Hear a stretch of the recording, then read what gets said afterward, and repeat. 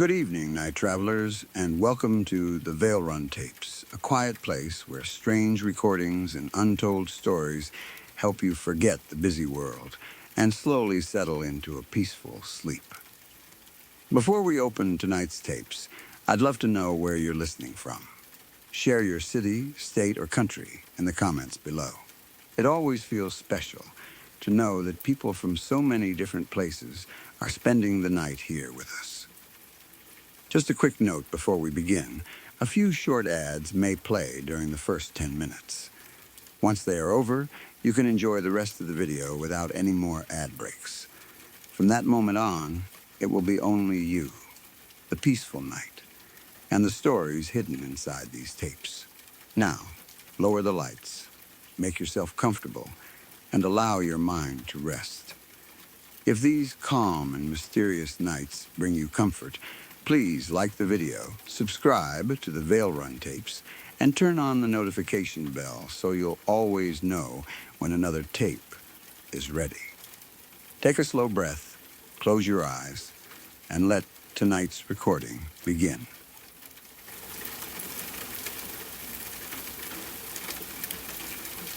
There's an abandoned corporate campus about 40 minutes outside the city that my friend Em and I had been talking about for weeks. Not just one building, a whole campus, 4 office blocks, a parking garage, 2 huge parking lots, a separate structure that looked like it had once been a cafeteria or conference center, and a landscaped courtyard that had long since become a patch of weeds and young trees. The place had been built sometime in the 1990s, probably by a technology or pharmaceutical company, back when corporations loved constructing giant self-contained campuses in the middle of nowhere. Then, the company disappeared.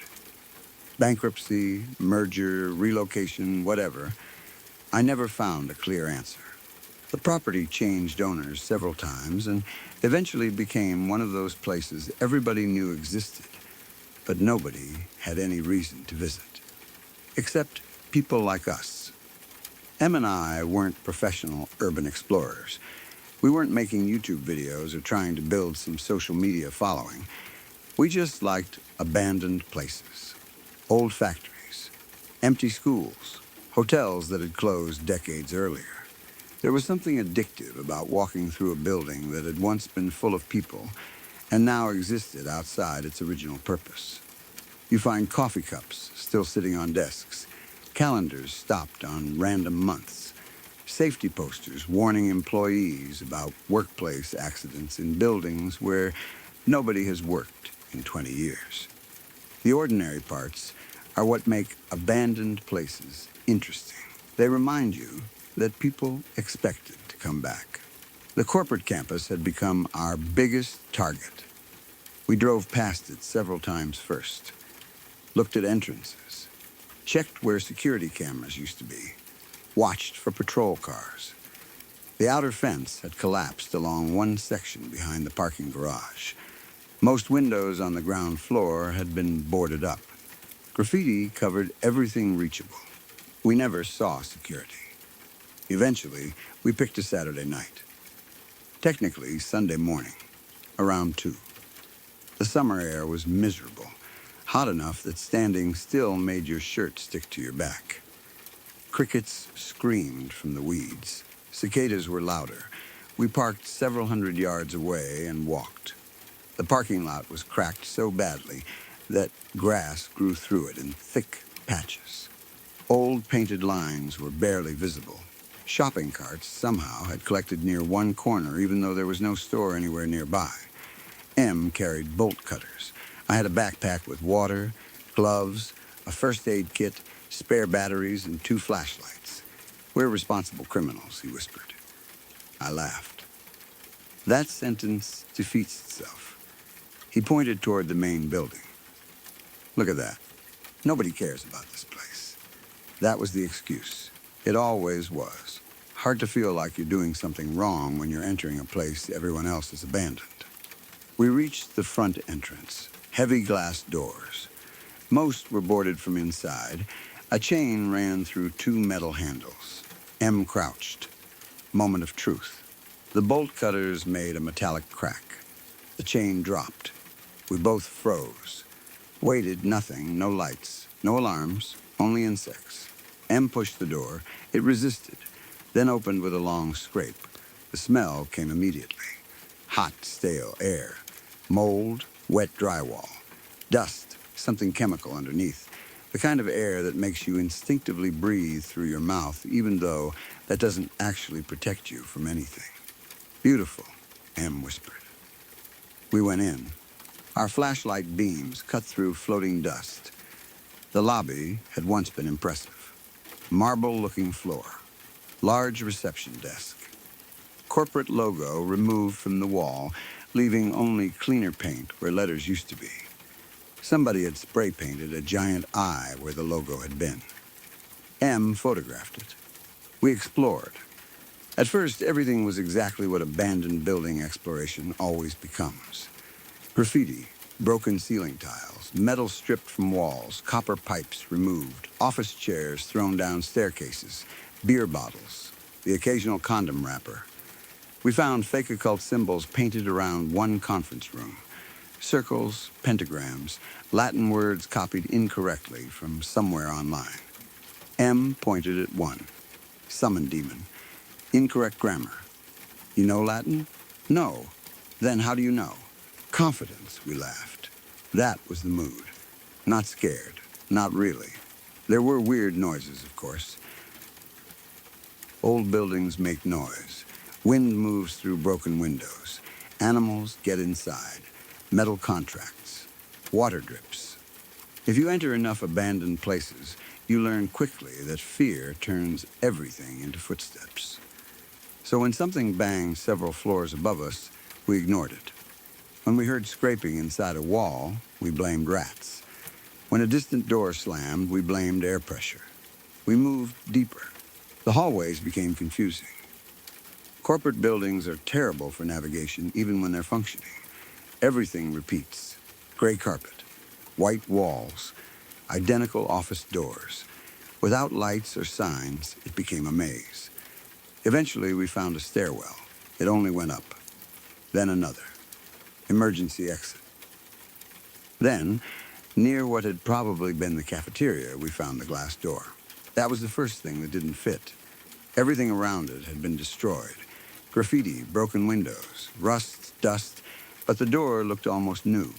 Clear glass, metal frame, no scratches, no paint.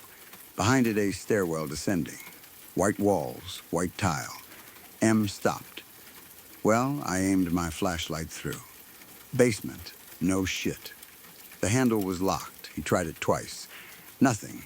There was no chain, no visible keypad. Just an electronic lock that should not have had power. M smiled. I already knew what he was thinking. No, come on. We've seen the building, not the basement. Exactly, he tapped the glass. Why protect this? That was what got me. Curiosity. If everything upstairs had been abandoned and destroyed, why was this one door intact? We should have walked away. Instead, M took the bolt cutters and swung one handle into the glass. Nothing strong, he hit again. Crack, third hit. Glass exploded inward. The sound echoed through the building. We stood still afterward, waiting for an alarm. Nothing. M carefully knocked away the remaining shards. After you. You broke it. Exactly. I'm tired. I stepped through.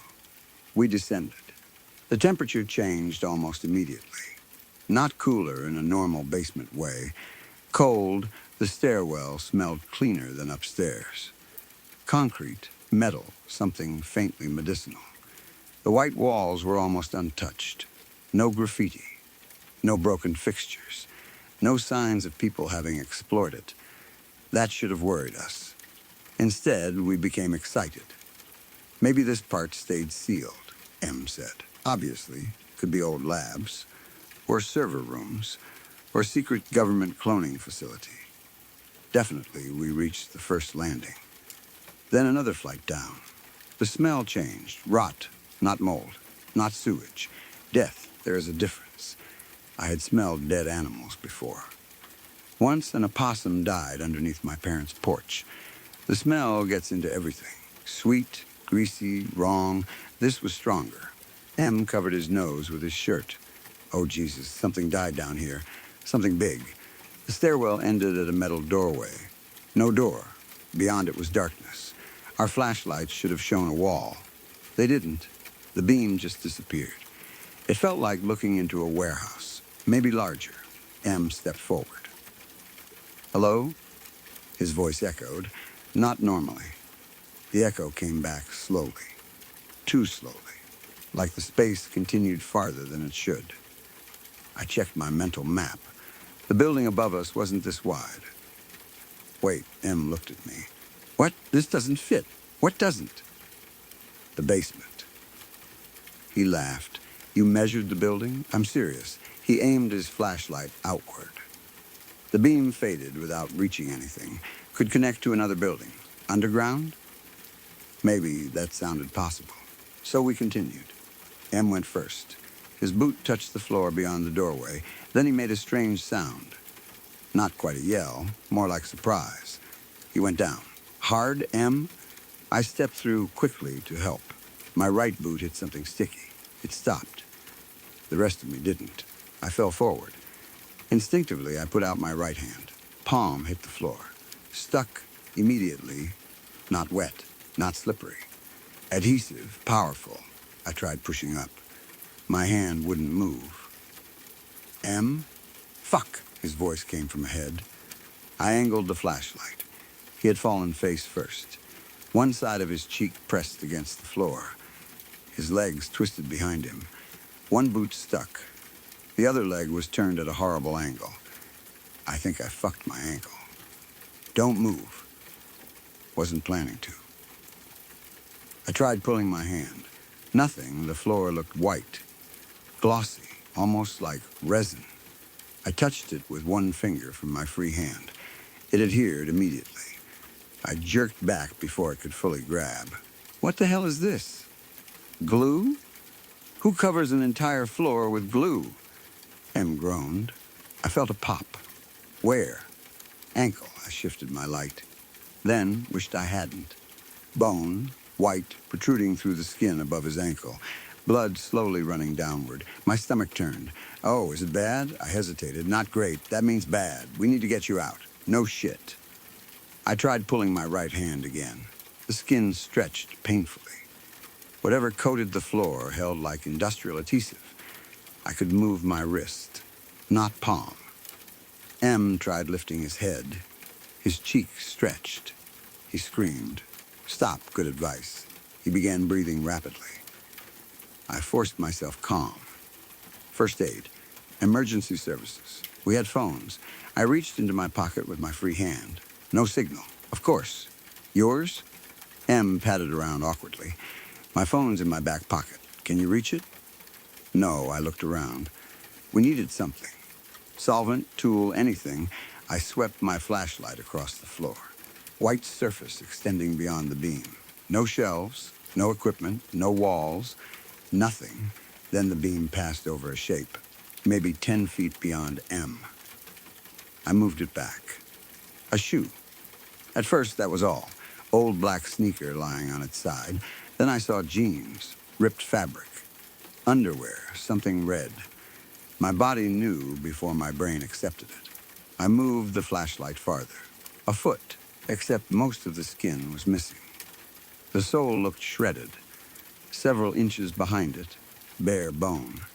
Then more. A human body stretched across the floor, not lying normally. Dragged, that was obvious.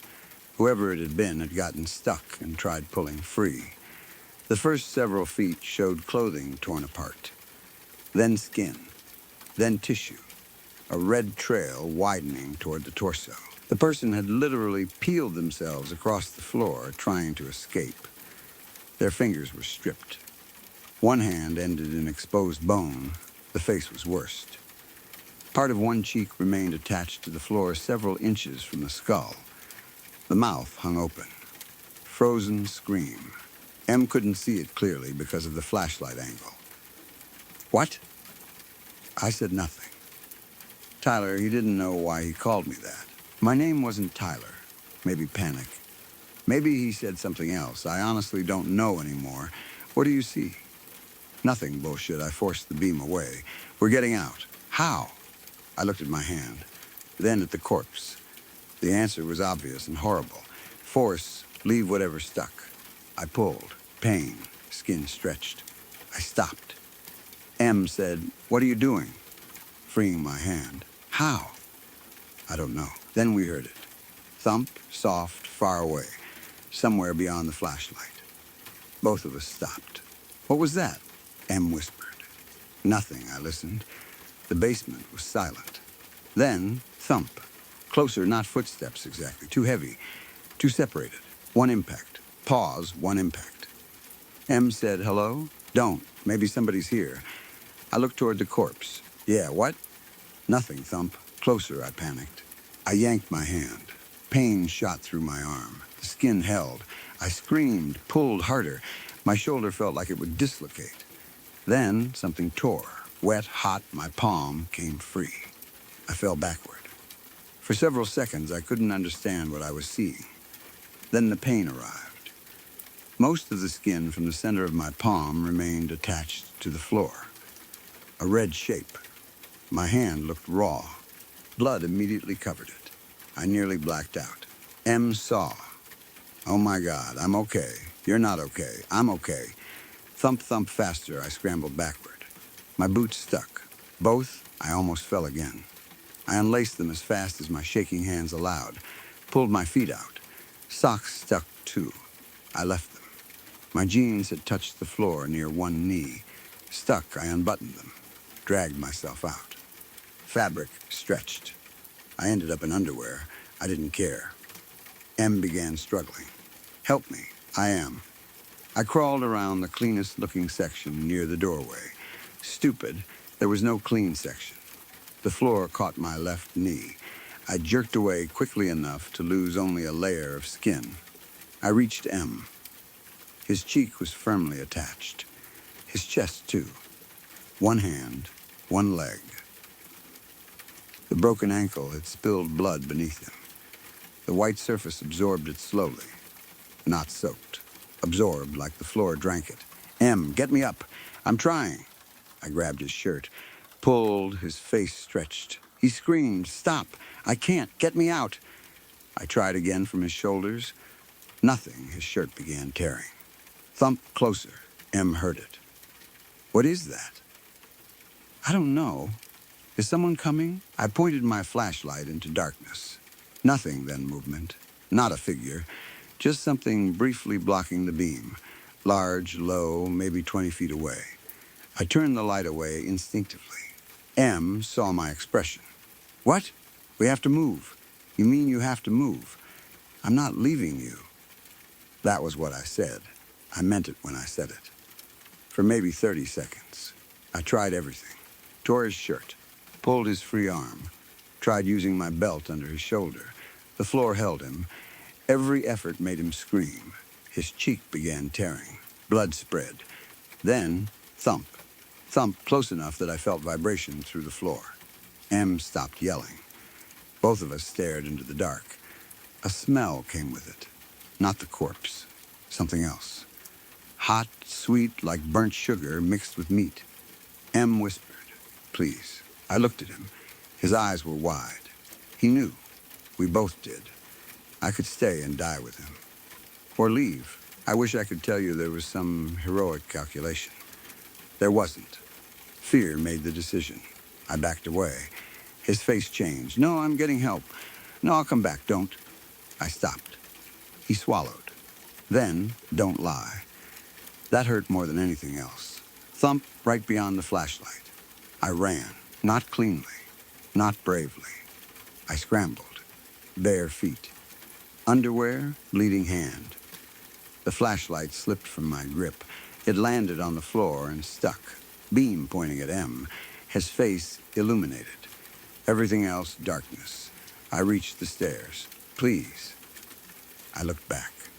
M stared toward me, blinded by the light. "Please, man." I climbed. "Please." Thump. Something entered the edge of the flashlight beam behind him. A leg.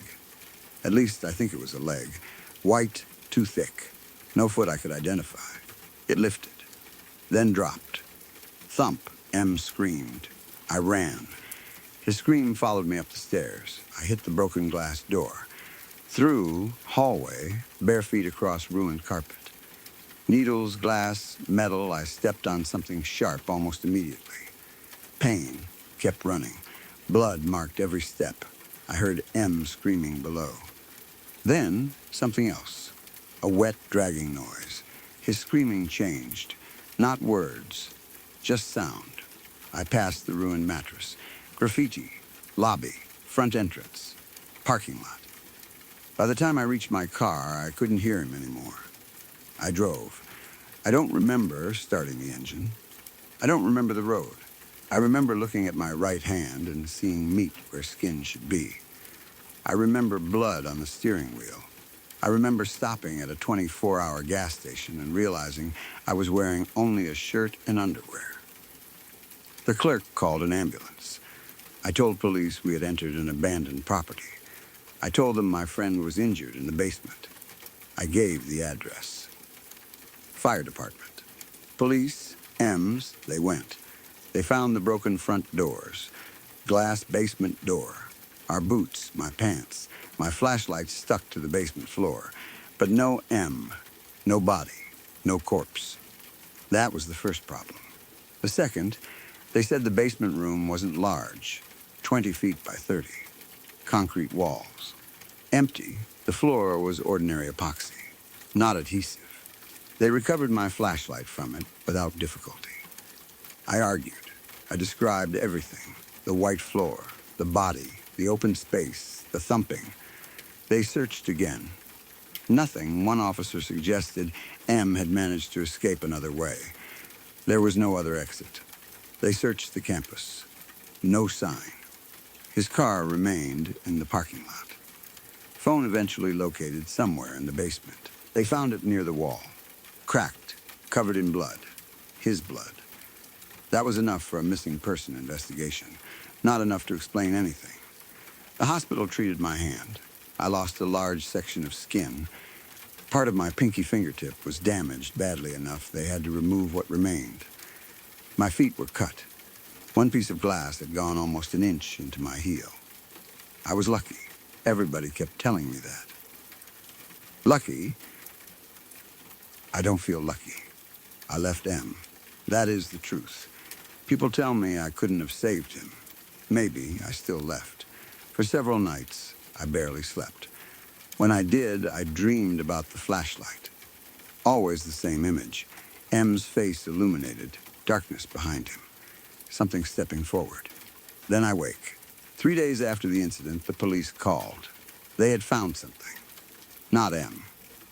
A photograph. Old employee records had been stored in an office upstairs. One file contained building plans. The basement originally had a larger sublevel, much larger, constructed before the main campus. No description of its purpose. Then, in 1998, it had supposedly been sealed, completely filled with concrete. The room we entered should have been directly above it. I asked, how big? The detective hesitated. Then, almost the entire footprint of the building. That explained the darkness.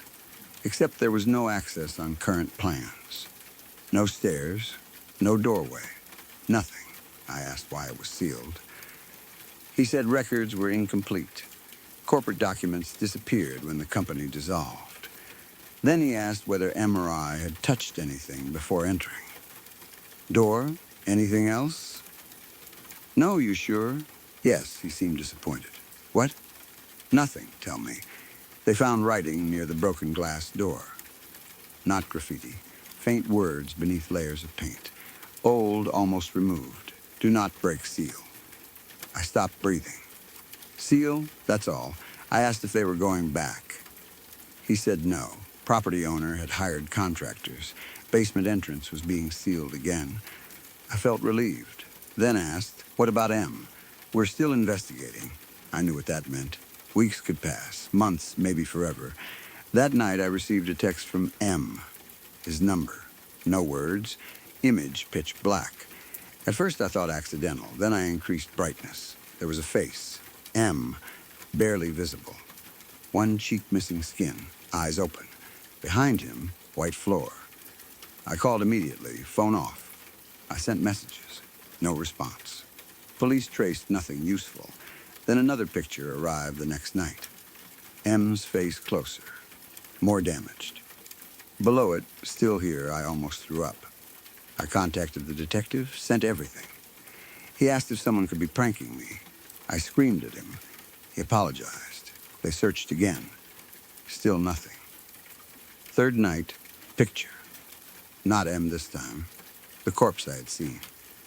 Except standing. Most of its body stripped raw. Head tilted. Text. We all leave something I stopped sleeping completely. I researched the company. The campus had belonged to a materials engineering corporation. Industrial adhesives. Polymers, coatings that seemed too obvious. Maybe the basement had been some experimental test area. I found old patents. Pressure-sensitive compounds. Self-healing surfaces. Biological adhesives based on mussels and geckos. Nothing supernatural. Then I found an article from 1997. Employee missing after after-hours accident. No body recovered. Name withheld. A year later, basement sealed after chemical contamination. Another employee interview mentioned adhesive spill. Maybe there was an explanation. A terrible industrial accident. Toxic material. Hallucinations. M injured and wandered. I held on to that.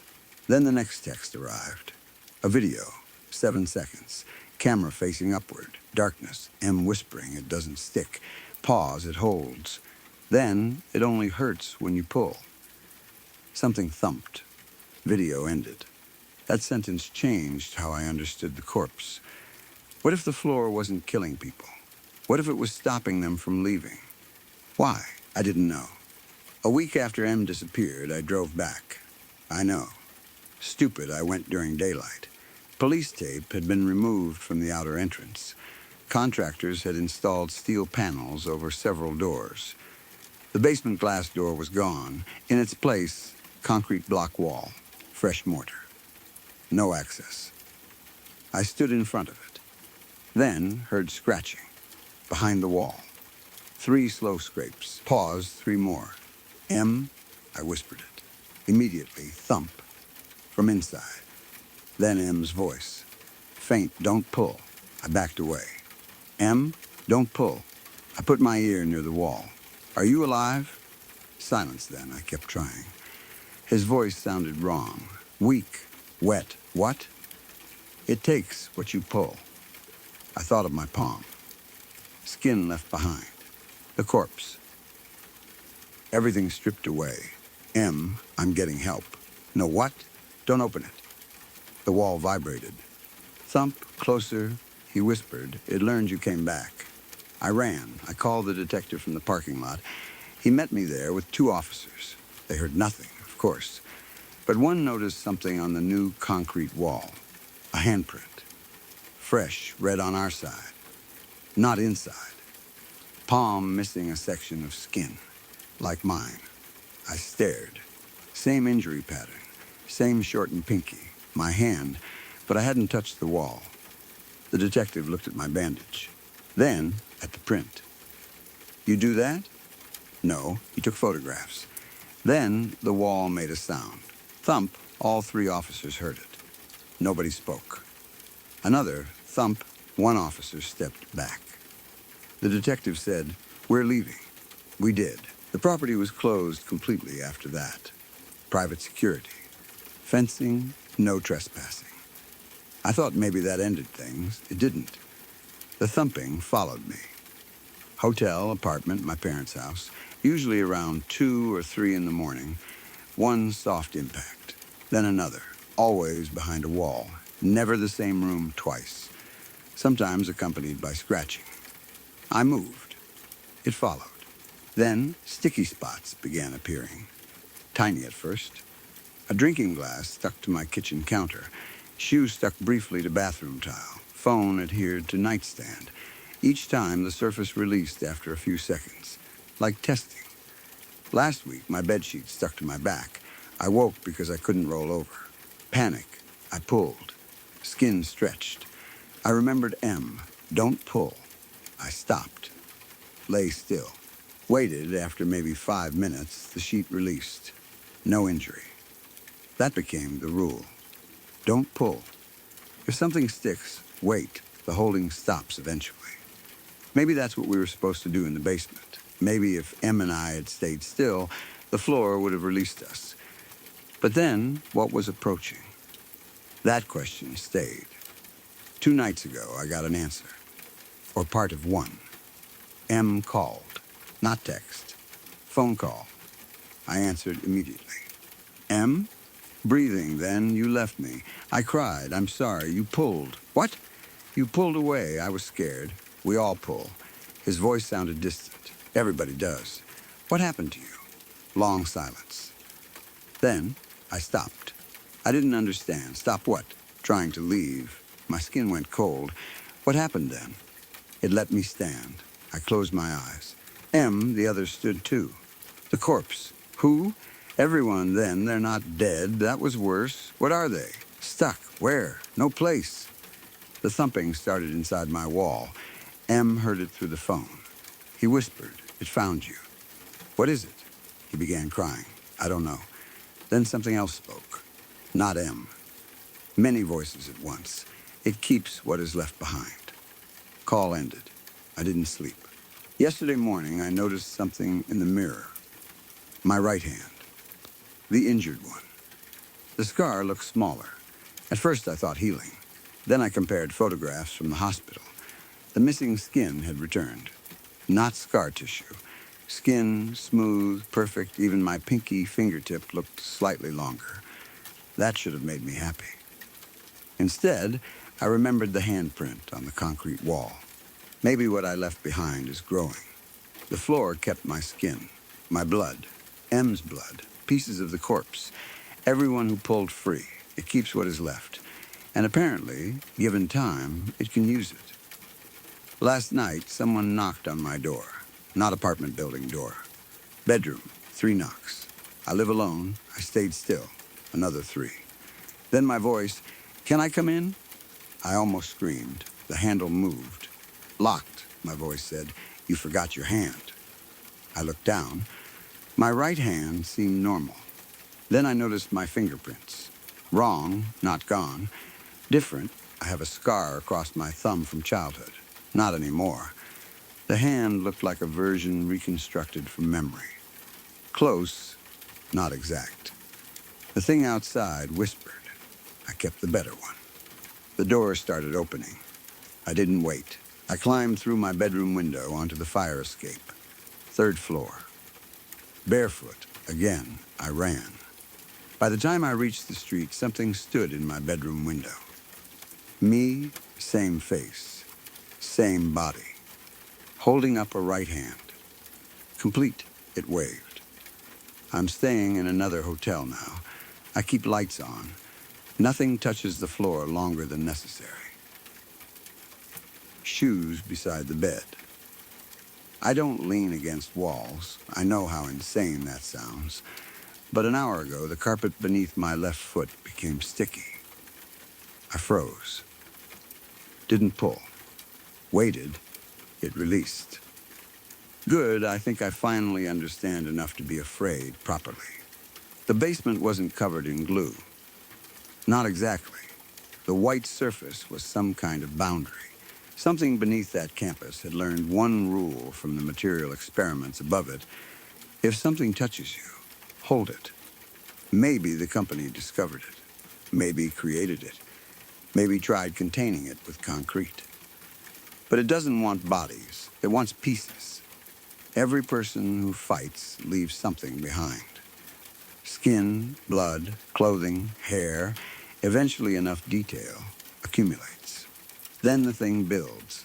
That corpse wasn't stripped because something ate him. He stripped himself trying to escape. Every piece stayed. Enough pieces to make another version. M broke his ankle. Blood poured onto the floor. Face stuck. clothes stuck. Maybe he gave it more than I did. That is why his messages came first. That is why he said he stopped pulling.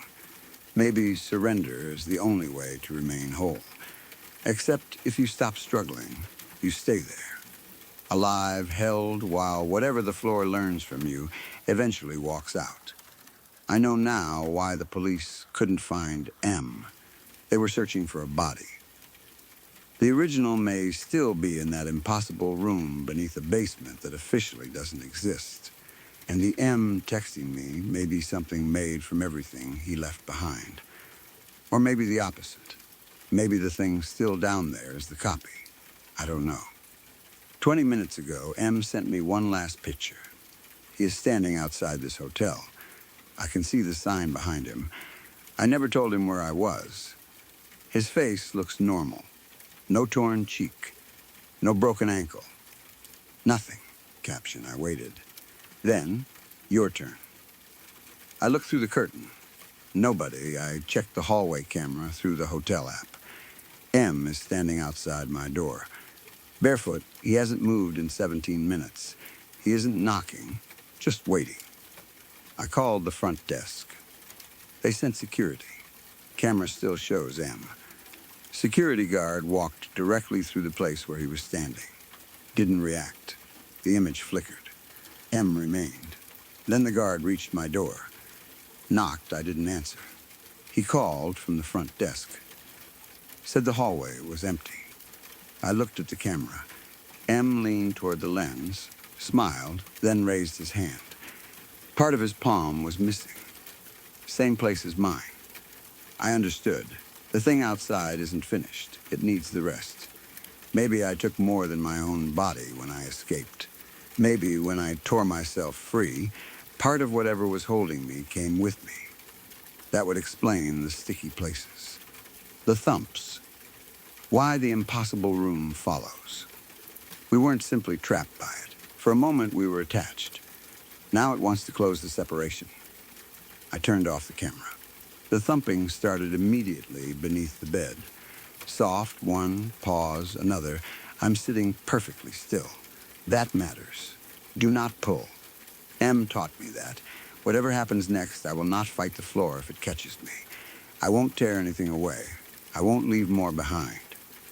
But there is something I still can't explain. The original corpse. The one M never saw. I remember its face. Destroyed. But there was one detail I didn't understand at the time. Its clothes weren't old. The shoes were a model released last year. The jeans were still sold in stores. That person had been down there recently. Much more recently than the basement had supposedly been sealed. Which means someone had been opening that room before us. Maybe repeatedly. Maybe feeding it. I searched the company records again. One final subsidiary remained active after the campus closure. Property maintenance firm. Tiny, almost no public information. But they still technically own the site. Their registered address changed 3 months ago to a warehouse outside the city. I looked it up on satellite view. White building. Large parking lot. No sign. Then I saw something near the loading area. A glossy white floor being poured inside an open bay. I closed the page. I don't think the campus was abandoned because the experiment failed. I think they moved it. The old basement was only what they couldn't clean up. A storage place for whatever remained. That means M and I weren't the first people to find it by accident. And we may not be the last. The hotel hallway is silent now. I checked the camera again. M is gone. For a second, I felt relief. Then I noticed another figure. Me, standing outside my own door. Right hand complete. Bare feet. No pants. Exactly the way I looked when I escaped the basement. It is staring into the camera. Not smiling. Its mouth moved. The app has no audio, but I could read the words. Don't pull. Then the carpet beneath my chair grabbed both feet. Instantly, I almost jumped. Stopped myself. My legs are stuck from the ankles down. I am not pulling. Something underneath the floor is thumping. Closer, the room smells sweet now. Rotten meat and burnt sugar. Same smell from the basement. The white coating is spreading through the carpet fibers. I can see it, slowly climbing around the legs of the chair. I'm keeping still. The surface hasn't hurt me yet. My phone just buzzed. Message from M. Good, another, now wait. I asked, for what? The typing indicator appeared. Then, for yourself to get here. There are footsteps in the hallway. Bare feet. Slow, dragging slightly. They stopped outside my door. I can see the shadow underneath. One person. Then another shadow joined it. Two. One of them knocked 3 times. The other whispered in my voice, please let me in. M answered, he can't. My heart stopped. Both versions are outside. One M. One me. The floor is holding me. Not hurting, just keeping me in place. That is when I realized what M meant. He never said the thing in the basement was approaching us. We heard thumps and assumed. Maybe the thumping wasn't a creature hunting trapped people. Maybe it was footsteps from the copies walking toward the exit. And maybe M's screaming stopped because he finally saw himself coming through the dark. The doorknob is turning now, locked. The white material has reached my knees. It is cold. The voice outside says, you left half of yourself with us. M says, so did I. Then my voice, we brought it back. The lock just clicked open. I didn't unlock it. The door is opening. I'm not going to pull. I'm not going to struggle. I want that written clearly. Because I think every person on that basement floor made the same mistake. They thought being held was the danger. It wasn't. The danger was what they created by tearing themselves away. Something is standing in the doorway now. It looks like me. Almost right hand perfect. Pinky complete. No cuts on the feet. Behind it is M. He looks healthy. No broken ankle. No torn face. Both of them are smiling. M just said, see, it doesn't hurt when you stop fighting. The white floor is at my waist. I can't feel my legs anymore. The thing wearing my face crouched in front of me. It held out its right hand. I compared it to mine. Its fingerprints are the ones I used to have. My childhood scar is there. Everything correct. More correct than the hand attached to me now. It whispered, you took the wrong part when you left. I don't know what that means. Maybe I didn't escape with most of myself. Maybe the floor kept the original pieces and I carried away whatever could tear free. Maybe that is why my scars changed, why my fingerprints changed, why the person at the door looks more like me than I do. M's copy touched the white surface. It didn't stick. Of course not. It belongs to it. Mine touched my face. Cold, then it said, you can stop now. I'm trying to stay awake. The room keeps becoming darker around the edges. The white surface is almost at my chest. There is no pain. That is somehow worse. I understand the corpse now. I understand why he kept pulling until almost nothing remained. If you stop, it feels peaceful. Warm, eventually the pressure disappears. You become tired. Maybe he understood what would happen if he surrendered. Maybe he decided being torn apart was better. I used to think he died trying to escape. Now I think he was trying to make sure there wasn't enough of him left behind to rebuild. And if that is true, M and I made the opposite choice. We left plenty. M more than me. Enough for them to come looking. The version of me is still holding my hand. It has my old fingerprints, my scar, everything I lost. It asked, ready? I haven't answered. M is standing behind it. He looks at me almost apologetically. I asked, where's the real M? Both of them smiled. Then M said, which one? The white surface reached my shoulders. I can barely move my left hand now. I'm typing with 2 fingers. The last thing I want anyone to know is this. If you find that campus, Don't go downstairs. If somebody has reopened it, don't believe them when they say it's safe. If you touch the white floor, do not pull away. But I'm not sure staying still saves you either. Maybe there is no safe response once it has you. One choice leaves pieces behind, the other leaves all of you. The thing wearing my face leaned close. Its breath smells exactly like mine. It whispered, "You were right about M." I asked what it meant. It smiled. "You should hope he died." Then, M's copy looked toward the hallway. Something thumped out there. Heavy, slow, another thump. Both copies stopped smiling. That is the first time I've seen them look afraid. M whispered, "Oh no." "What?" Neither answered. The thumping got closer. One impact. Pause, another. The copies backed away from the doorway. Whatever is coming is making the floor tremble. The white material around me suddenly tightened, like it is afraid, too. I asked, "What is that?" My copy looked at me. For the first time, its expression was completely human. Terrified, then it said, "The part that never let go." The lights went out, and somewhere in the dark hallway, something began dragging itself toward us.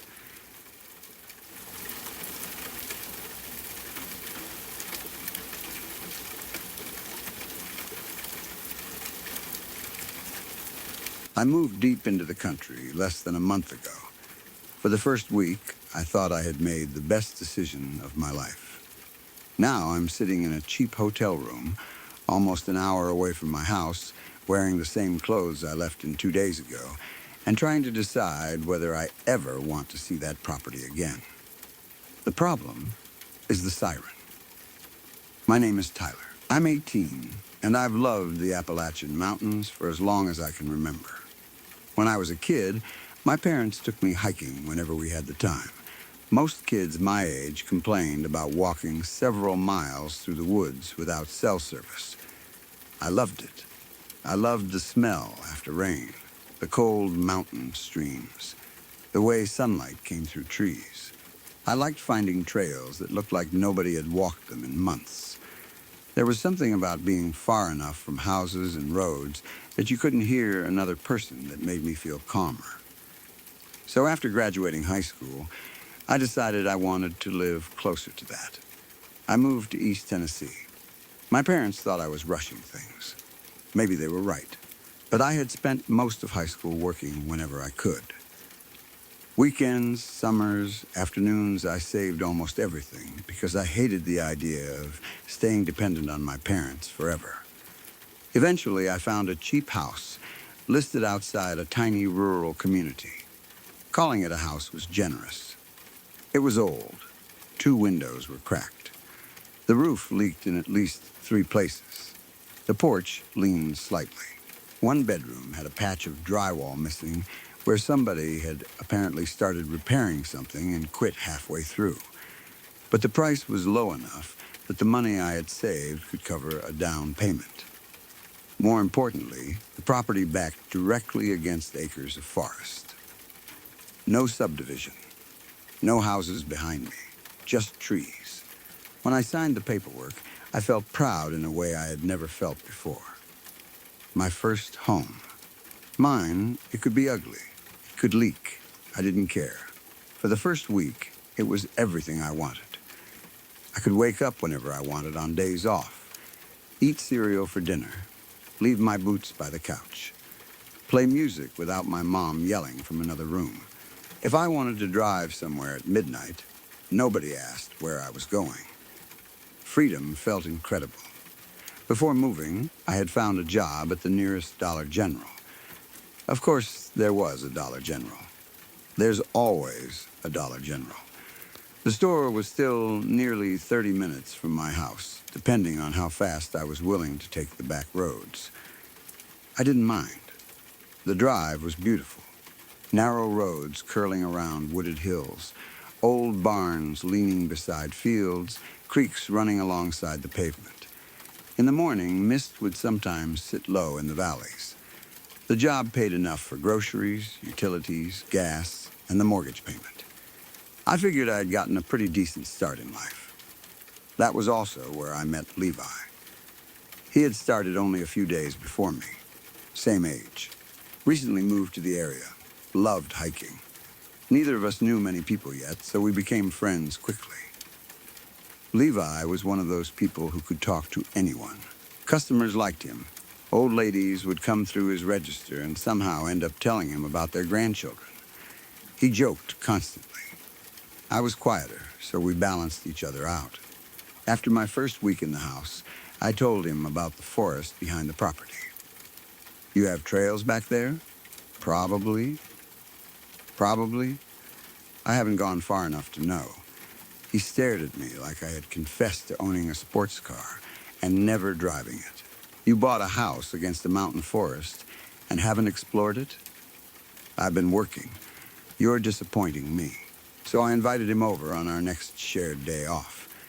He arrived a little after noon in an old pickup that sounded like it had survived several wars.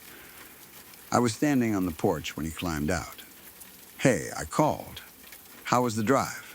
He closed the truck door and looked around. Peaceful. I see why you can deal with doing that every day.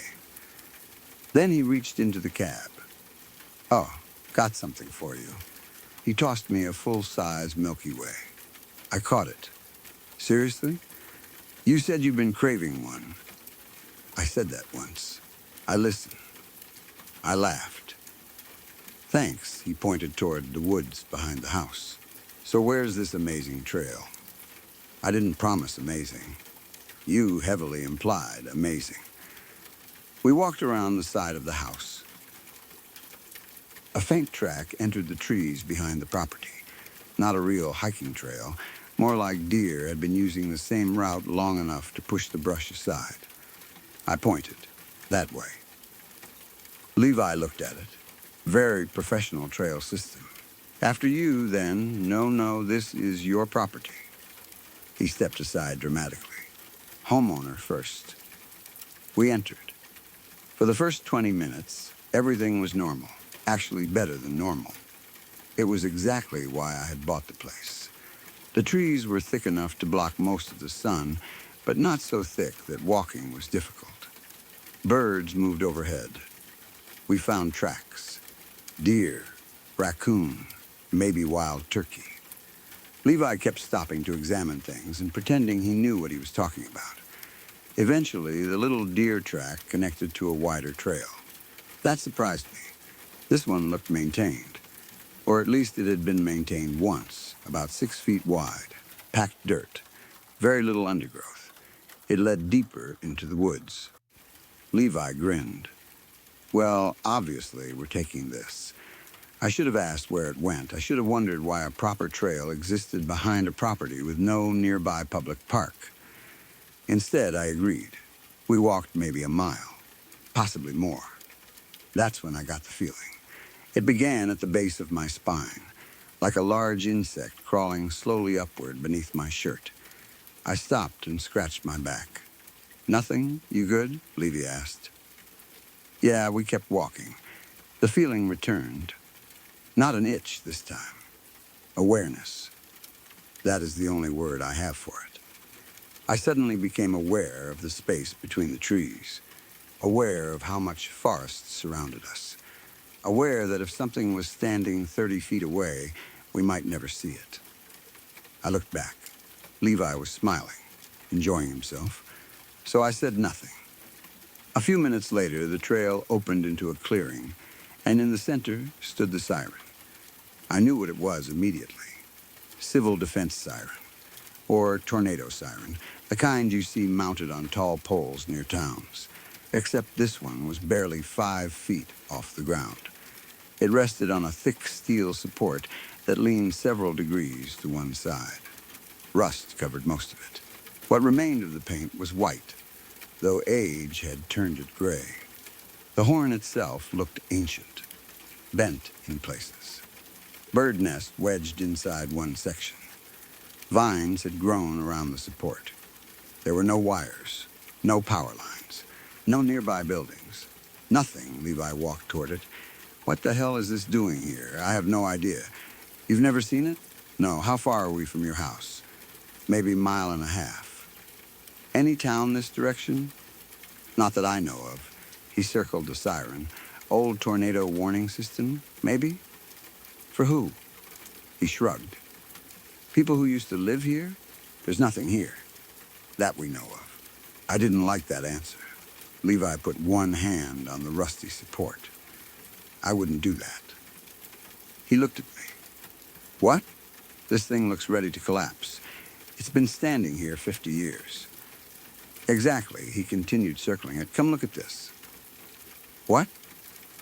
Writing, I walked around. At first, I thought someone had scratched graffiti into the metal. Then I saw the symbols. They weren't letters I recognized. Not English, not anything I had seen. Angular shapes, circles split by lines. Patterns resembling branches or antlers. They had been cut deeply into the steel. Below them were numbers. Dates, 5.27, 0.07, 10.23, 0.6.5, 0.26, 6.26, 6.23, 26, I stared. My mouth went dry. What? Levi asked. I pointed. October 23rd, 2007, yeah? That's my birthday. His smile disappeared. He looked back at the first number, then at me. When's yours? Why?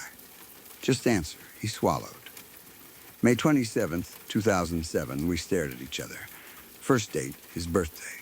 Second, mine. Third, June 5th, 2026, that day. I checked my phone. June 5. Levy laughed, not because anything was funny, that nervous laugh people make when their brain is trying to refuse something. You did this. What? You carved these. How would I know your birthday? You could have found it. Where? Facebook. I don't even follow you on Facebook. You could have. Levi, why would I carve your birthday into a rusted siren in the middle of the woods? He stared at me. I could tell he wanted that explanation to work. Anything normal. He reached toward the marks again. Maybe someone from work. His hand slipped. Ah, damn. He jerked it back. Rust had cut across the side of his palm. Not huge, but deep enough to bleed immediately. Great, I said. Exactly what I told you. Yeah, he pressed his hand against his shirt. A few drops landed on the steel, one directly over the strange symbols. I watched. The blood disappeared. I don't mean it ran downward. It didn't soak into rust. It vanished. 1 second red against brown metal. Next second gone. I stepped closer. What the hell? Levi looked. Where'd it go? The forest went silent. Instantly, birds, insects, wind, everything, the leaves were still moving slightly overhead, but I couldn't hear them. I remembered that crawling sensation down my spine. Much stronger now. We're leaving. Levi didn't argue. That frightened me almost as much as the silence. We started down the trail. Fast, neither of us talked much. Every few minutes, I looked behind us. Nothing, still, I had the constant feeling we were being followed.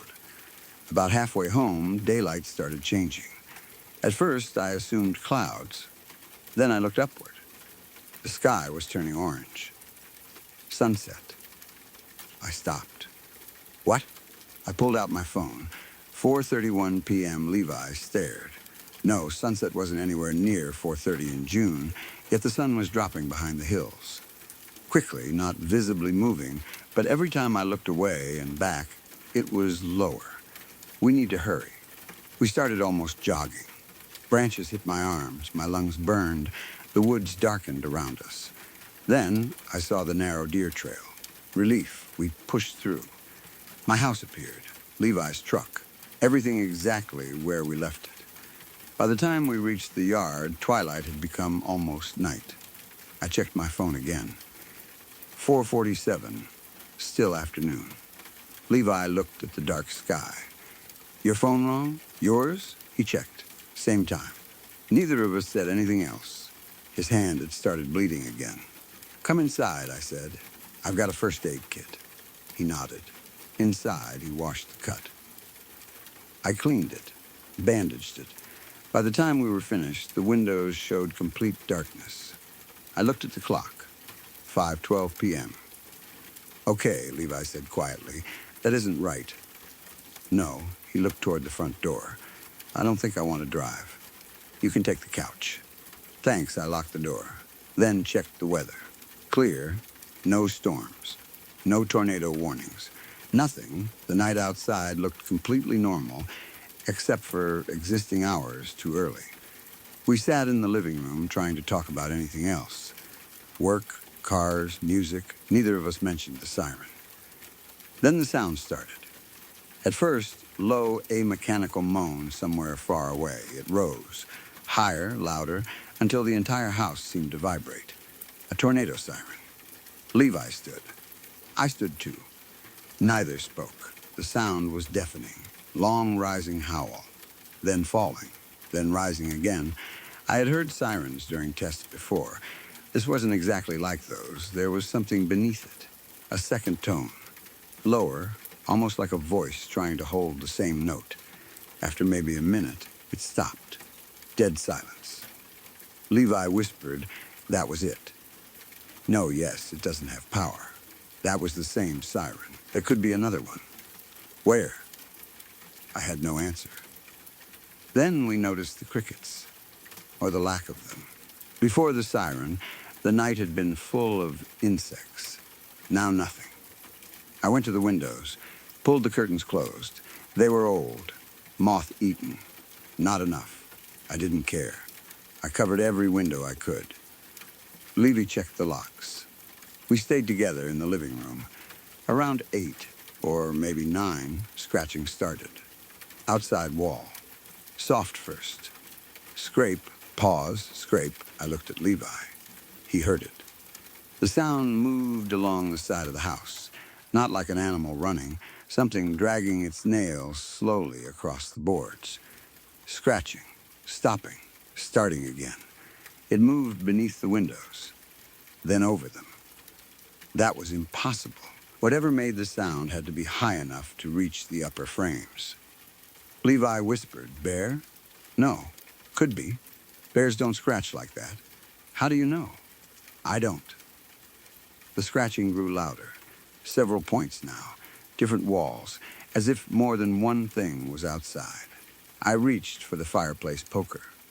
Levi laughed nervously. What are you going to do with that? I don't know. We had no guns. No useful weapons. Just 2 18-year-olds in an old house in the middle of nowhere. The scratching continued for almost an hour. Then stopped. Silence. We waited. Knock. 2 heavy hits against the front door. Bang, bang. Levi looked at me. Another 2. Bang, bang, then a voice. Please let me in. My stomach dropped. Levi stopped breathing. The voice continued. There's something moving out here. It was Levi. His voice. Almost same pitch, same accent. But wrong. Words slightly slurred, no emotion, like somebody had recorded him speaking and rearranged the pieces. I turned toward Levi. He stared at the door. His face had gone white. Outside, Tyler? Levi covered his mouth. The voice said, please, then let me in. I whispered, don't answer. Knocking again. Bang, bang, Tyler pronounced my name perfectly. Levy? A pause. Then it laughed, Levi's laugh, but flat. Copied, Levi backed away. What the fuck is that? I shook my head. The thing outside began knocking faster. Bang, bang. Bang, bang. Bang, bang. Then scratching against the door. It continued for hours. Sometimes Levi's voice. Sometimes silence. Once, around midnight, it said, my hand hurts. Levi looked down at the bandage. Neither of us moved. Then, you should have let me in. We never opened the door. Around 3 in the morning, the siren started again. Instantly, the knocking stopped. The howl rolled through the forest. Then silence. Afterward, crickets returned. All at once, like someone flipped a switch, we waited for daylight. Actual daylight. When the sun finally rose at the proper time, we stepped outside. I wish we hadn't. The side of my house was covered in symbols, the same ones carved into the siren. At first, I thought they had been drawn in charcoal. Then I touched one. Indented, burned into the wood. black around the edges. Hundreds. Windows, too. Glass marked with shapes that looked heat burned into the surface. Levi's truck, my car. Same marks. Everywhere. We didn't talk. We got into our vehicles and left. I drove to a hotel. Levi went the opposite direction. That was 2 days ago. I haven't called him. He hasn't called me. I know that sounds terrible. He's my friend. We went through the same thing. I should have reached out immediately. But there is something I haven't said yet. The dates. I kept thinking about them. 5/27/07. Levi's birthday. Tone 2307. Mine 6526. The day we found the siren. 6626 the following day. 6/23/26. The last date. At first I assumed June 6 was the night the knocking happened. But when I checked carefully, we found the siren on June 5. The first siren sounded that same evening. Midnight passed while we were trapped inside. The second siren sounded around 3 in the morning. June 6. 2 dates. 2 sirens. That means June 23 isn't random. Something is scheduled. I tried searching for the siren online. Old maps, county records, civil defense installations. Nothing. Eventually, I called the county emergency management office. I described approximately where my property was. Asked if an old tornado siren had ever been installed there. The woman put me on hold, then returned. No, you're sure? Yes, that area has never had a siren. What about an older civil defense system? No record. Maybe before the property lines changed? No, I thanked her. Before hanging up, she asked why. I lied. Saw some old equipment hiking. She paused. Then said, "You didn't touch it, did you?" My heart stopped. What? Silence, I'm sorry, she said. I thought you meant something else. What else? She disconnected. I called back. Different person answered. I asked for the woman. They said nobody by the name she had given me worked there. That was when I finally texted Levi. Hey, you okay? The message delivered. No answer. 10 minutes. 30, 2 hours. Nothing, I called. Voicemail, I almost gave up. Then he texted. Yeah, 1 word. I called immediately. He declined. I texted, can we talk about what happened? Typing indicator. Stopped, then nothing happened. I stared. I wrote, dude, we both heard it. No response. Then, stay away from my house. That made no sense. I asked, why? No answer. I called the store. Our manager answered. She was furious we had both missed shifts. Both? Yeah, you and Levy. He didn't come in either? No, when did you last see him? She sounded annoyed. Yesterday, my stomach tightened. At work? Yes. What time? Opening shift. That was impossible. Levi should have been hours away. I had watched his truck leave my house after sunrise. Maybe he drove directly to work. Possible, except our manager added, he was acting weird. How? Quiet, didn't seem like himself. I asked if his hand was bandaged, she thought. No, are you sure? Yes, the cut had been deep. It wouldn't disappear overnight. I asked, did you see his palm? She laughed. Tyler, I didn't inspect his hand. Then she said, he asked about you. What did he say? Asked where you were staying. Cold moved through me. Did you tell him? No, I don't know where you are. Good, I hung up. That night, someone knocked on my hotel door. 2 knocks, bang, bang, I froze. The hotel was an hour from my house. I hadn't told Levi which one. Another 2 knocks. I looked through the peephole. Empty hallway. Then Levi's voice, Tyler? I backed away. Open up. No, you forgot something. Silence, then. Your Milky Way. I had left the candy bar on my kitchen counter. Only Levi knew he had given it to me. I grabbed my phone. Called the front desk. Told them someone was bothering me. The clerk came upstairs. Nobody. Security cameras showed nobody standing outside my door. But the audio recorded knocking. And a voice. Mine, not Levi's. mine saying, "Open up." I checked out immediately. Different hotel. That is where I am now. Yesterday, I finally contacted Levi's parents through social media. They didn't know me. I explained we worked together, asked if he was okay. His mother responded several hours later. She said Levi had come home. I didn't know what she meant. He lived alone, as far as I knew. Apparently, he had driven back to his parents' house, almost 3 hours away. She said he arrived early that morning. No warning, wouldn't explain why. Mostly stayed in his old bedroom. I asked about his hand. She stopped replying. Then around midnight, I got a message. Not from Levi, his mother. "What happened to my son?" I called. She answered, crying. She said Levi had barely spoken since arriving. Wouldn't eat, wouldn't sleep. Just sat in his room staring at the wall. Then she noticed his hand. No cut, no scar, nothing. She asked him about it because she remembered seeing a bandage in a picture he had sent the day before. He smiled, then said it healed. She didn't like the way he said it. That night, she heard scratching from his bedroom. When she opened the door, he was standing in the corner, facing the wall, scratching symbols into the paint with his fingernail. Same symbols. I emailed her a picture I took of my house. She recognized them immediately. Then she asked something. What was the siren? I hadn't told her about it. How do you know?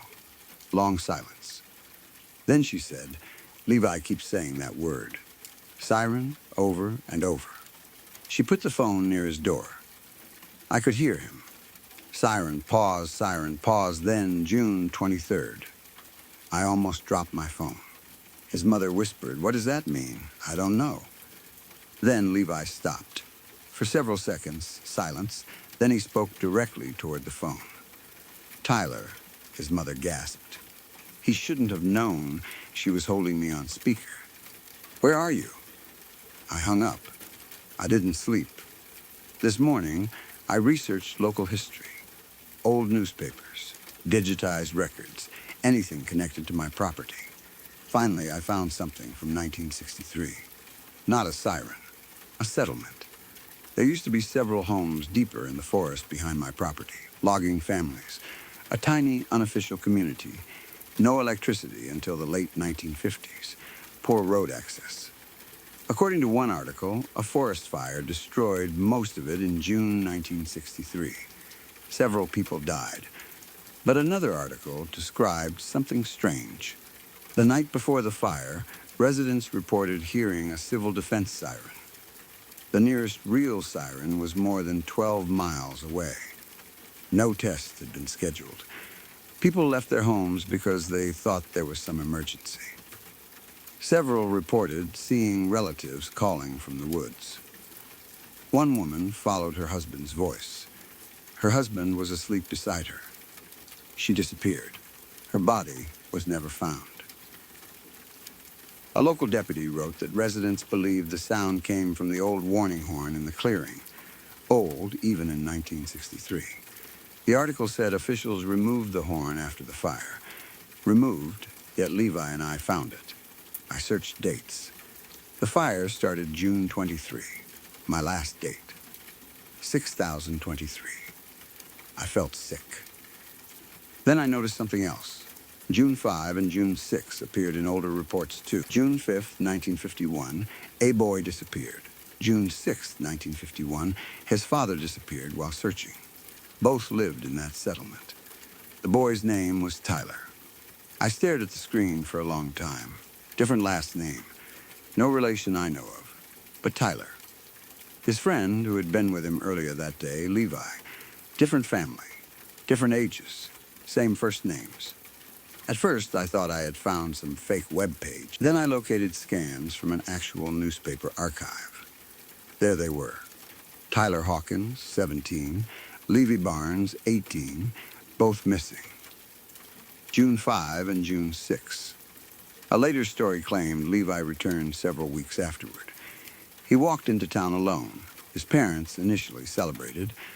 Then his mother insisted the boy who came home was not her son. People dismissed her as grieving. She said he looked correct from a distance. Up close, his proportions were wrong. Too tall, arms too long, smile too wide. She also claimed he stood outside the house at night, asking to be let in even while her son was sleeping upstairs. My hands went numb. I kept reading. The final report about that family was dated June 23rd, 1951. House burned. Parents missing. Levi missing again. No bodies recovered. The symbols found on the foundation were described as black marks caused by unusual heat. Same symbols. I called Levi's mother. No answer. Again, nothing then. She sent a photograph. No message, just image. Her hallway. Levi standing at the far end. Except he looked taller than the day before. His head nearly touched the ceiling. His arms hung almost to his knees. His face looked normal at first. Then I zoomed. His mouth was slightly open. Inside were too many teeth. I called police in her town, gave the address. I don't know what they found. Nobody has contacted me. Levi's phone stopped receiving messages. I finally decided I was done. The house could rot. The mortgage could default. I didn't care. I would start over somewhere else. That was what I told myself. Then, about 2 hours ago, my manager called again. I almost ignored it. Something made me answer. Tyler? Yes, are you okay? No, she sounded uncomfortable. You need to come get your friend. My stomach dropped. What?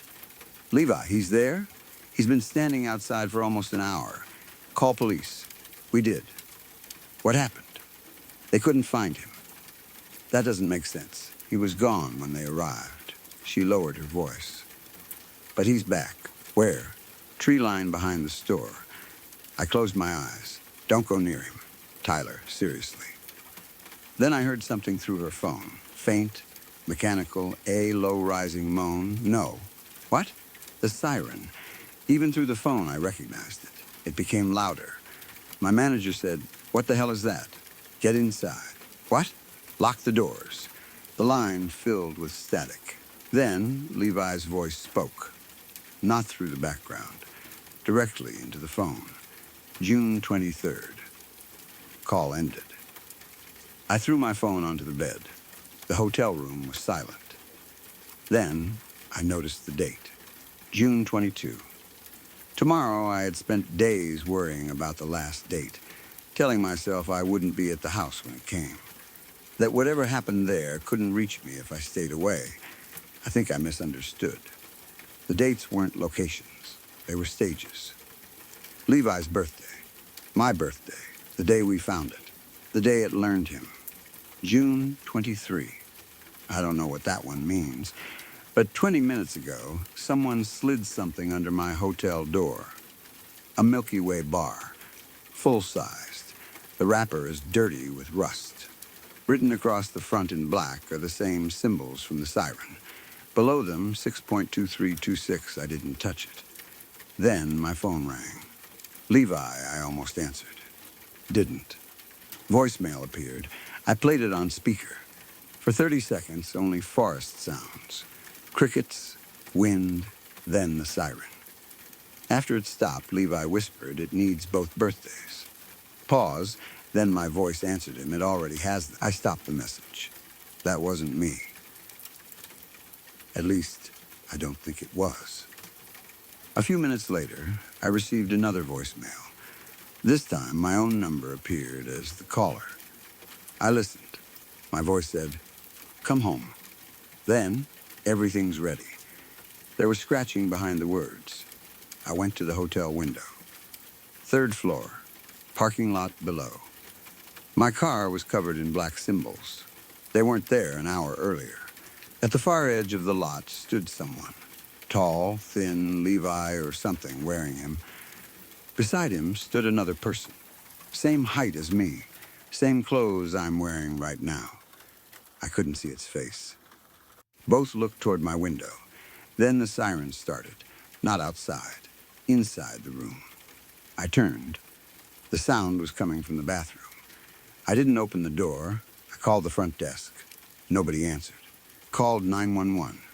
No signal. Then scratching began on the bathroom wall. Slow, scrape, scrape, scrape. When it stopped, something knocked from inside. 2 times. Bang, bang, then my own voice. Please let me out. I'm not opening it. The clock says 11:47 p.m., 13 minutes until June 23. I think I understand more now. The old siren was never warning people about storms. It warned when something had enough information to come out of the woods. Names, voices, blood, dates. Maybe birthdays anchor it to a person. Levi bled directly onto those marks. That may be why his copy appeared first. I didn't bleed, but my birth date was already there. Maybe whoever carved those dates wasn't predicting us. Maybe the siren has been waiting for people who match. Repeating names, repeating dates, repeating roles. 2 boys walked into those woods in 1951. Tyler, Levi, something happened. Now, 75 years later, 2 more did. Same names. And the forest is trying to complete whatever failed the first time. The bathroom door just moved. Once, handle turning. Locked, then my voice said, Tyler, I didn't answer. It's okay. No, you don't have to be scared. The siren outside stopped. Silence. The hotel suddenly feels wrong. Too quiet. No cars. No air conditioner. No people in neighboring rooms. I checked the clock. 11:58. The bathroom voice whispered 2 minutes. I'm leaving. I have my keys. Wallet, phone, nothing else matters. I opened the hotel room door. The hallway should have been bright. It isn't. The lights are working. But beyond about 20 feet, the hall disappears into darkness. And there is grass growing through the carpet. Tall summer grass. I can smell the forest. I can see something rusty standing far ahead. 5 feet tall. Leaning the siren. Impossible, I turned back into the room. The bathroom door is open now. There is no bathroom behind it. There are trees. The same clearing. And standing beside the siren is Levi. He looks normal.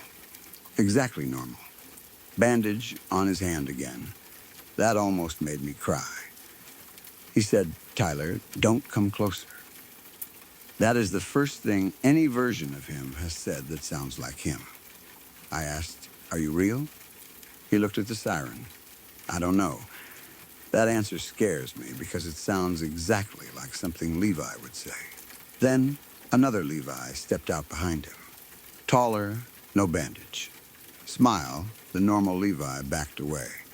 The tall one said, we only need one. Then from the hallway behind me, I heard my own footsteps approaching.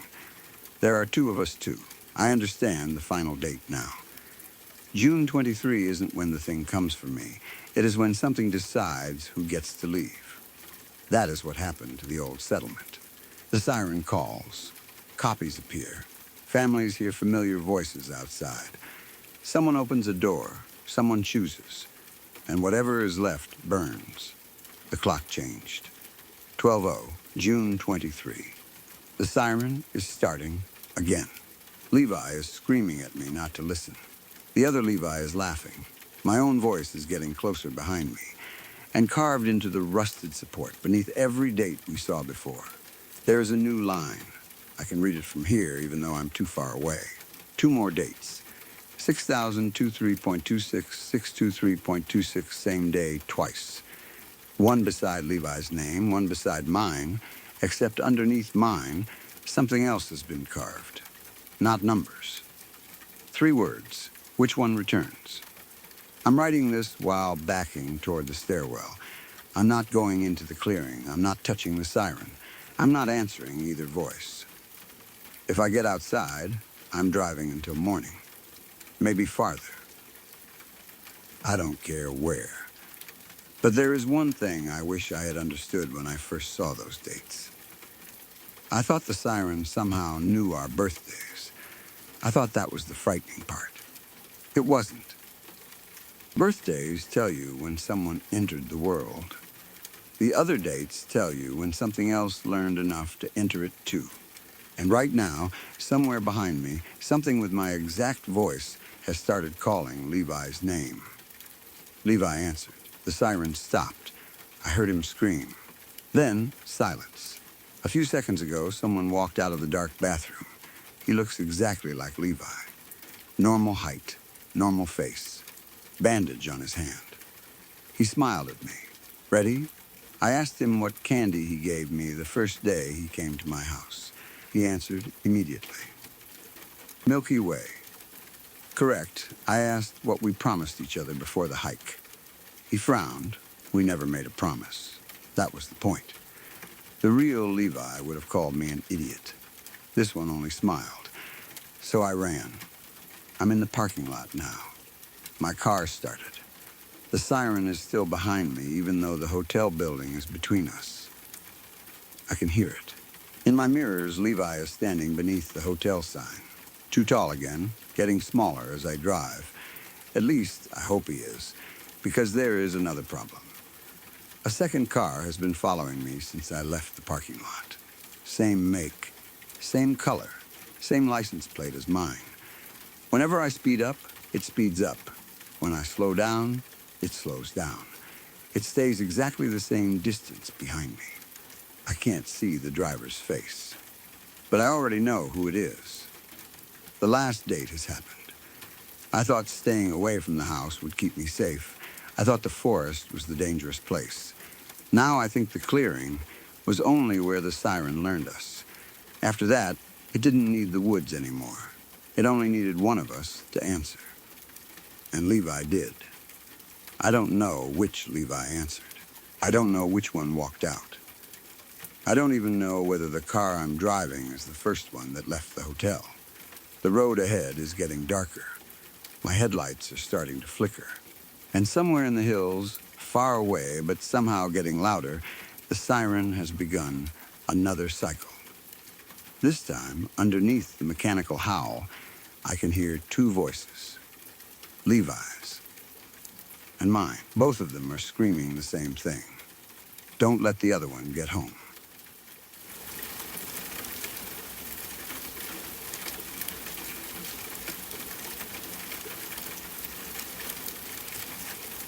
My brother is in rehab. At least that is where he is supposed to be. To my knowledge, he isn't allowed to leave the facility. He isn't even supposed to have his phone for the first few days. He checked himself into a voluntary detox program, but the intake nurse made it clear that once the detox started, he would be kept in a controlled unit until they were sure he was medically stable. So I'm trying to understand why I saw him standing inside his bedroom last night. My brother and I are 2 years apart. I'm the oldest daughter in our family. He comes after me, and then we have a younger sister. We're all still young enough that living at home isn't especially unusual, especially with rent being what it is, but being the oldest has always made me feel older than I actually am. Our parents never deliberately made me responsible for my siblings. It just happened. My sister needed help with homework, so I helped. My brother forgot important appointments, so I reminded him. Mom needed groceries while she was working late, so I went. Dad needed someone to pick up prescriptions or take the car for an oil change, so I did it. I became the dependable one. My brother became the opposite. I love him. I need that understood before anything else. He isn't some evil addict who terrorized us his whole life. As a kid, he was probably the sweetest of the three of us. Sensitive, funny, creative. He loved music before he understood anything about music. He would dance in the living room when he was 5 and make up performances for us. At 12, he decided he would become a filmmaker. At 14, a musician. At 16, he was going to start a clothing company. He always had ideas, hundreds of them. Following through was the problem. I used to call him an ideas man. He hated that. He said I made it sound like an insult. Maybe sometimes I meant it as one. I knew what I wanted very young. I liked plans, lists, deadlines. I got decent grades, kept jobs, saved money, showed up when I said I would. He floated. And I think some part of him resented me for how easily everyone compared us. Nobody had to say it directly. Why can't you be more like your sister? That sentence can exist in a room without anyone speaking it. Maybe that was why our relationship became complicated as we got older. He loved me, I loved him. But sometimes when I tried to help, he heard control. Sometimes when I offered advice, he heard judgment. And sometimes he was right. He started smoking weed in high school. For a long time, I didn't care much. He was honest with me about it because I tried not to react like our parents would. He smoked. I told him not to drive high. He promised. That was our arrangement. Then weed became pills at parties. At least I think it did. I'm still learning pieces of the truth. The problem with loving someone who uses drugs is that you slowly become an archaeologist of their lives.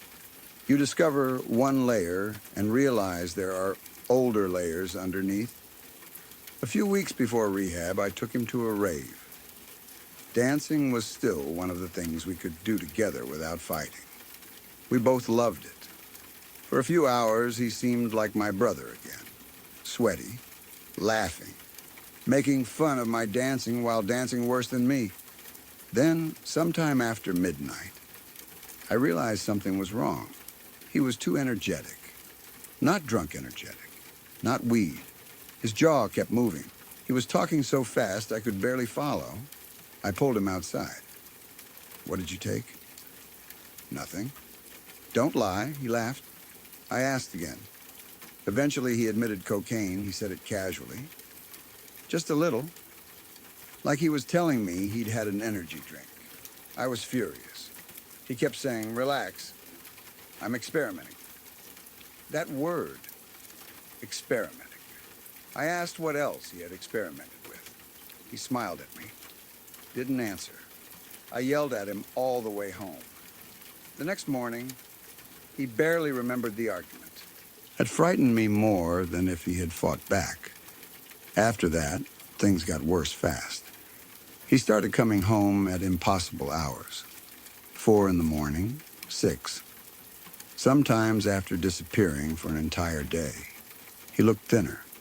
His skin got bad. He stopped eating properly. Sometimes he went 2 nights without sleeping and then crashed for almost 20 hours. His personality changed too. Not all at once, little pieces. He became suspicious, defensive, aggressive. He would ask why people were whispering about him when nobody had been talking. He accused our younger sister of going into his room. She wasn't. He became convinced Dad had hidden one of his chargers, found it later under his own pillow. Then came the talking. At night, my bedroom shared a wall with his. I would wake up around 2 or 3 and hear him whispering. At first, I assumed he was on the phone. Then I realized there were pauses, long ones, as if he were listening to someone respond. Sometimes he laughed. Not his normal laugh, quiet, breathy, almost intimate. Once I pressed my ear against the wall. I heard him say, "No, she's still awake." I stepped away immediately. The next morning I asked, "Who were you talking to last night?" He stared at me. "What?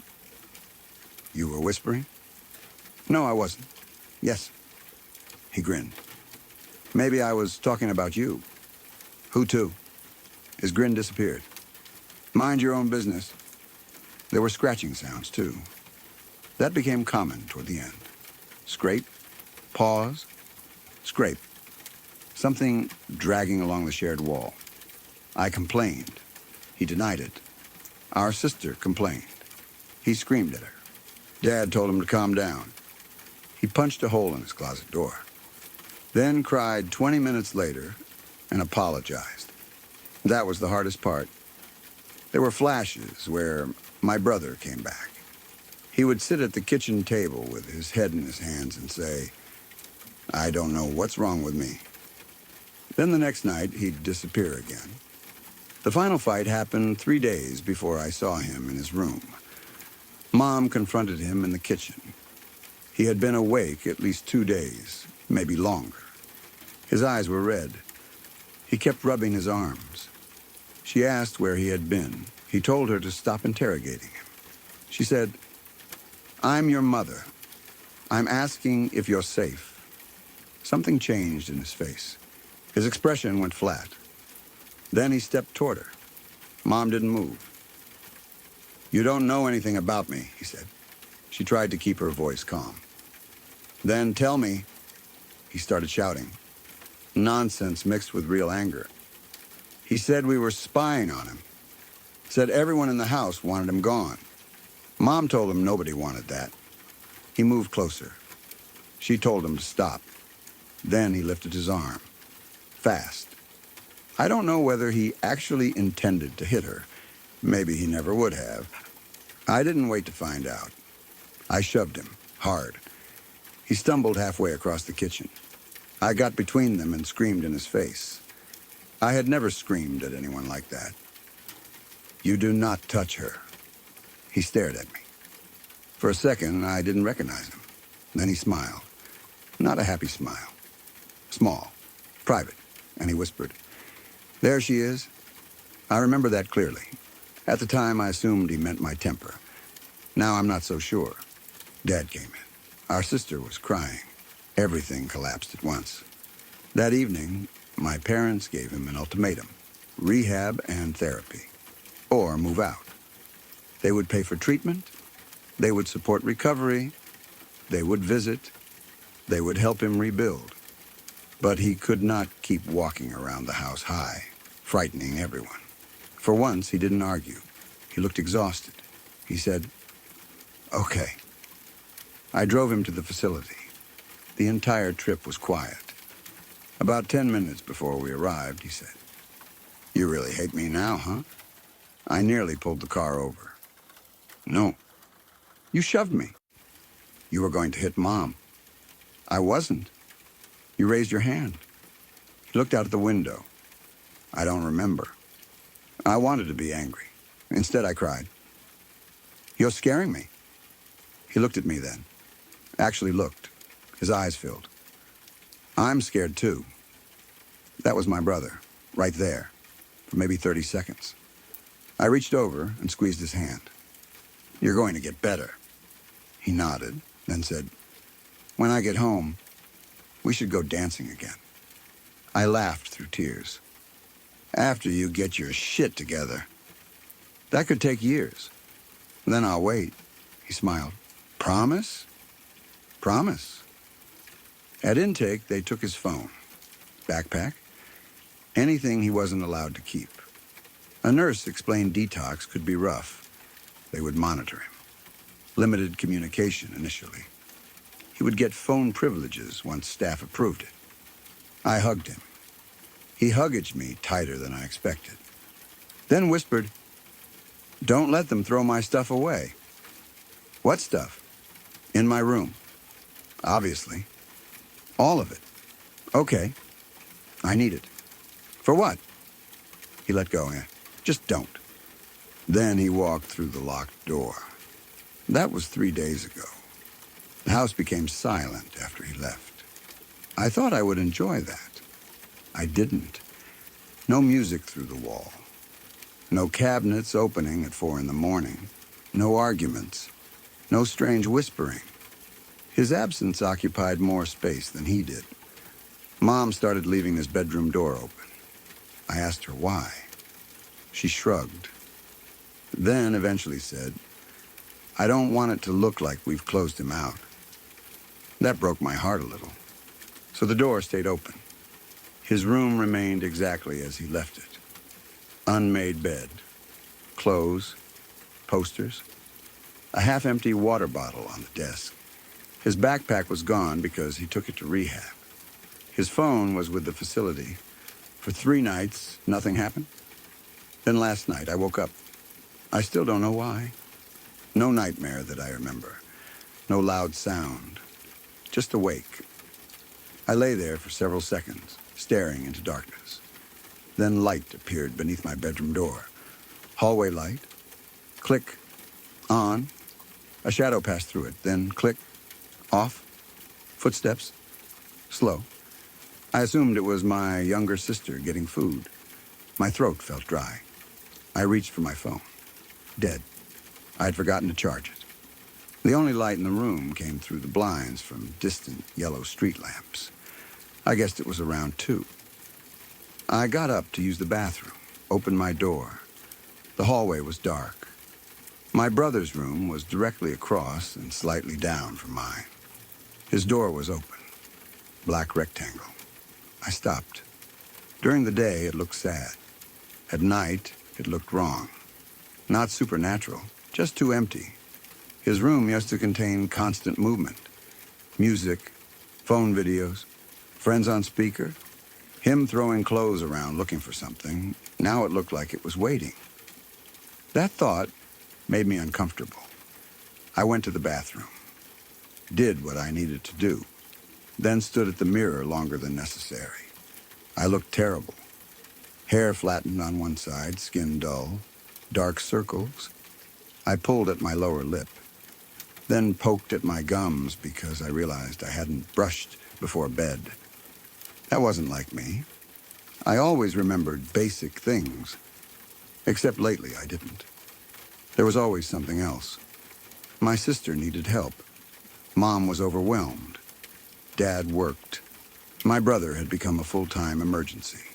My shifts were long and fast-paced. I had stopped exercising, stopped doing my makeup most days, stopped eating properly.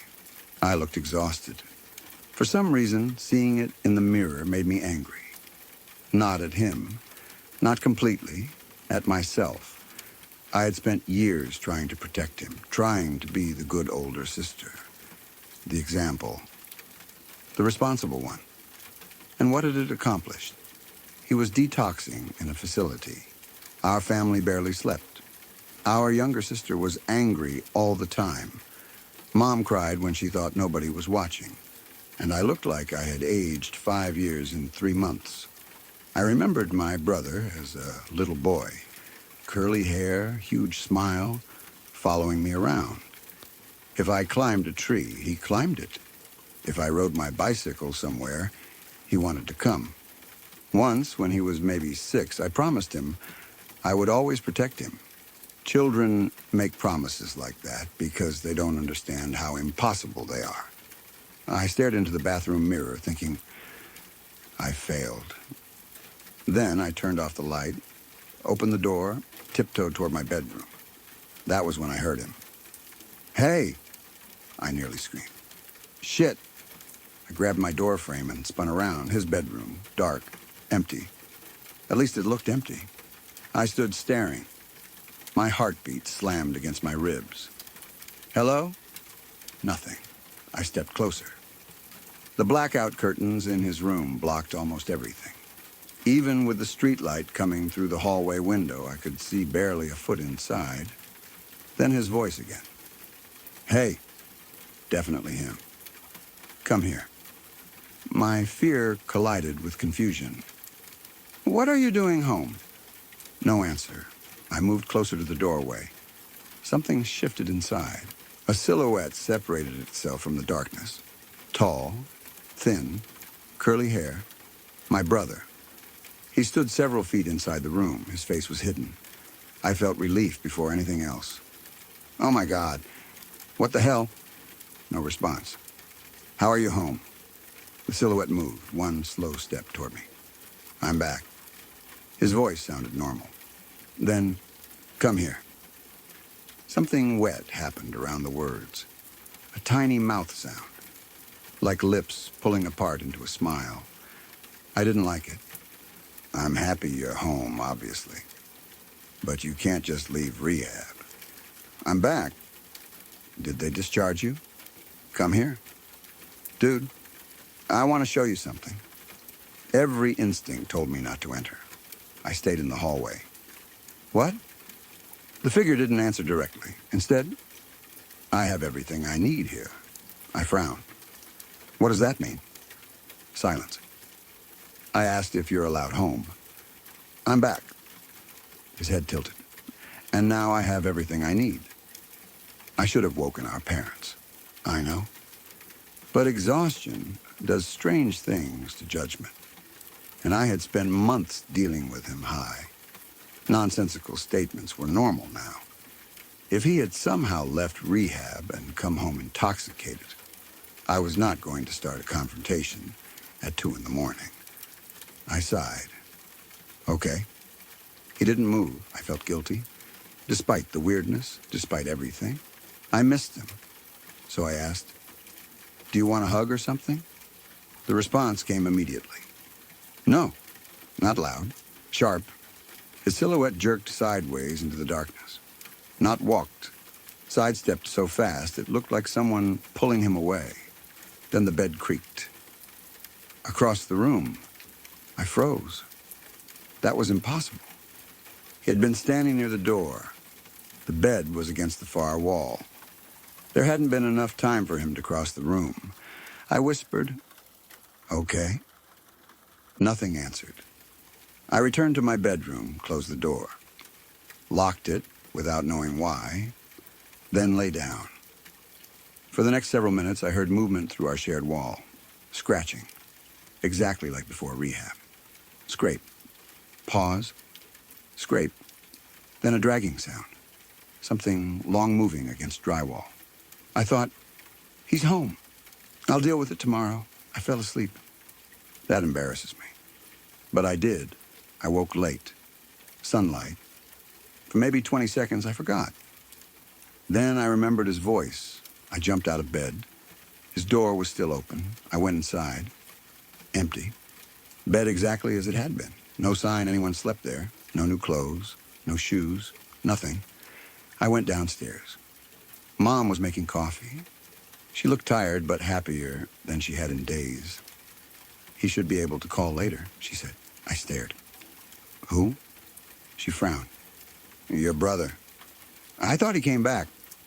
Mom looked at me strangely. "What?" "Last night." Her face changed. "No." "He was in his room." "No, he wasn't."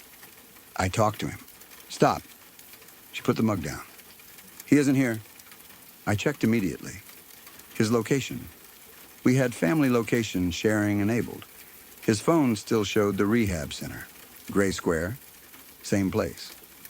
I reminded myself staff had his phone, so location proved only the phone was there. Then Mom told me what the facility had said. My brother wasn't in the normal detox wing. He had been transferred to a higher-level medical unit shortly after intake. Methamphetamine. That was the drug we hadn't known about. Another experiment. Apparently, he had been using heavily enough, long enough, and combining enough substances that his condition during detox had become medically complicated. Severe agitation, hallucinations, dehydration, dangerously high heart rate. They were keeping him under constant supervision. He had not left, could not have left. I asked Mom when she last spoke to staff. That morning. Today. Yes. He's physically there? She stared at me. Yes. I told myself I dreamed it. Of course, I missed him. I was stressed. I had heard him through the wall so many nights before that my brain recreated it. A hypnopompic hallucination, simple, reasonable. I accepted that for maybe an hour. Then I went upstairs. His bedroom door was still open.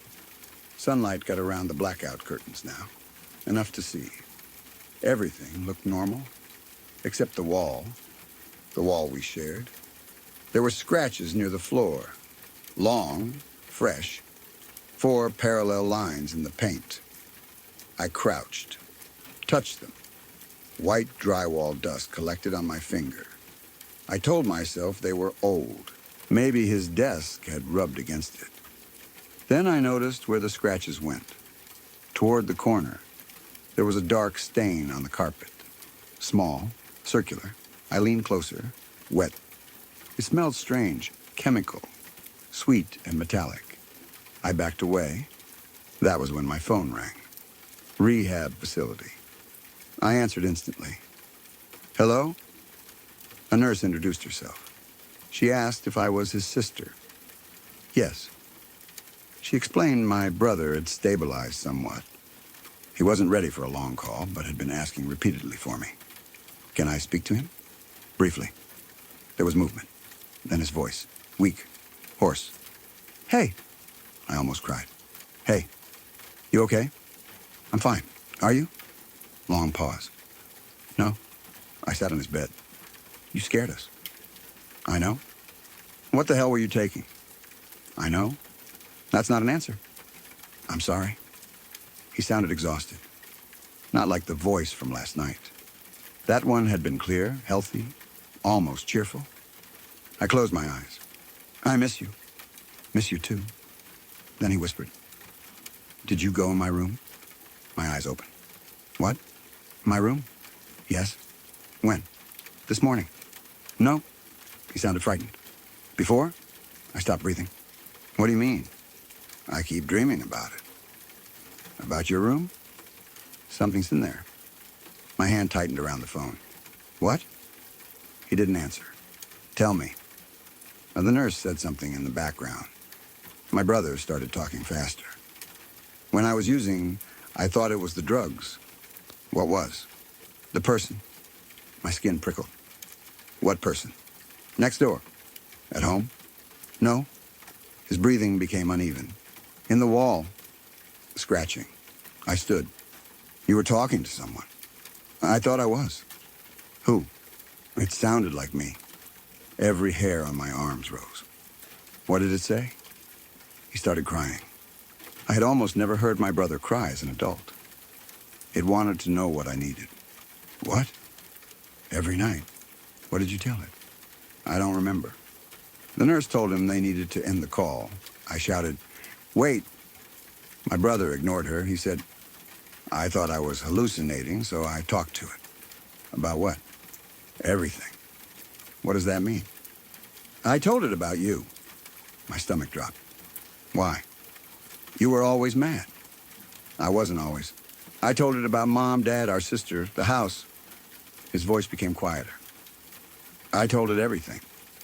What did it want? He whispered, a place. Then the line went dead. I called back. The receptionist said the nurse would contact us later. I stood in my brother's room, staring at the wall. A place. I remembered last night. I have everything I need here. I left the room, closed the door. Mom opened it again 15 minutes later. What are you doing? Leave it closed. Why? Just leave it closed. She looked offended. He's coming home eventually.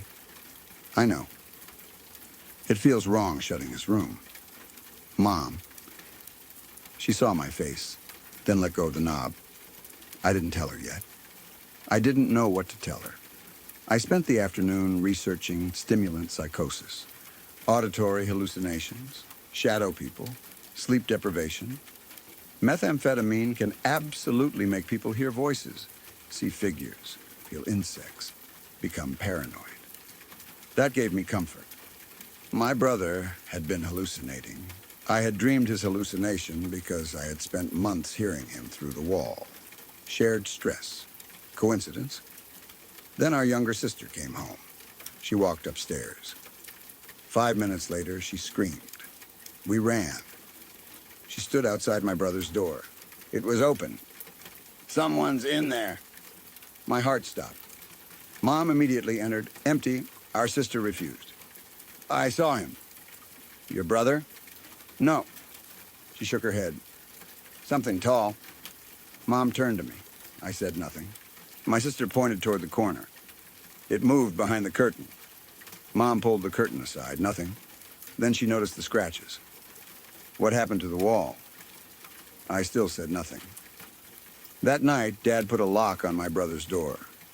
Not because he believed us. Because Mom was upset. He said everyone was exhausted. We needed sleep. He locked it. Kept the key. At 1:30 in the morning, I heard scratching. Same wall. Slow. Scrape. Great. I turned on my lamp. Stopped. I turned it off. Started. I left it on. Then someone whispered, "Hey," through the wall. I did not answer. "Hey," my brother's voice. "Come here." I covered my ears. The voice moved closer, not louder. Closer, like someone speaking from inside the drywall. "I have everything I need." I turned on music. The voice continued underneath it, then, "Except you." I slept in my parents' room, or tried. At 3:04, something knocked from inside their closet. 3 knocks. Dad woke. "What was that?" Nobody answered. Then my brother's voice from the closet. "Dad?" My father went completely still. Mom started crying. Dad did not open it. We stayed together until sunrise. When morning came, the closet was empty. My brother's bedroom was still locked. Dad had the key. We opened it together. The room looked different. Nothing obvious at first. Then I realized the ceiling seemed higher. Only slightly. Maybe an inch. Impossible. Dad measured. Normal height, 8 feet. I must have imagined it. Then our sister stepped into the doorway. "No." "What?" She pointed toward the far corner. "It's taller." "What is?" She started crying. "The room." That afternoon, rehab called again. My brother was lucid enough to speak for 10 minutes. I told him everything. He didn't interrupt. When I finished, he said, "I'm sorry." "Stop apologizing. Tell me what this is." "I don't know." "When did you first hear it?" "Months ago." "Before meth?" Silence. That answer mattered. "Before?" "Maybe." "What did it say first?" He thought. Then, "Nothing." "What?" "It copied sounds." My stomach tightened. "What sounds?" "My phone notification." He laughed weakly. "Stupid things." Then, your laugh. I felt cold. "It copied me?" "Sometimes." "What else?" "Mom calling upstairs. Dad coughing. Our sister singing." Then he said, "It got better." I remembered the wet little sound before the smile last night. Practice. "How did you know it was in the wall?" "I didn't." "Then why did you talk to it?" He didn't answer. I understood anyway. Loneliness, drugs, 3 in the morning. A voice listening when nobody else would. "What did you tell it?" "Everything I told you." "No." Specifically. He started breathing harder. "I told it I wanted everybody off my back." My throat tightened. I said I wanted a room where nobody could tell me what to do. His bedroom. I said I wanted to stay high forever and not have consequences. His voice cracked.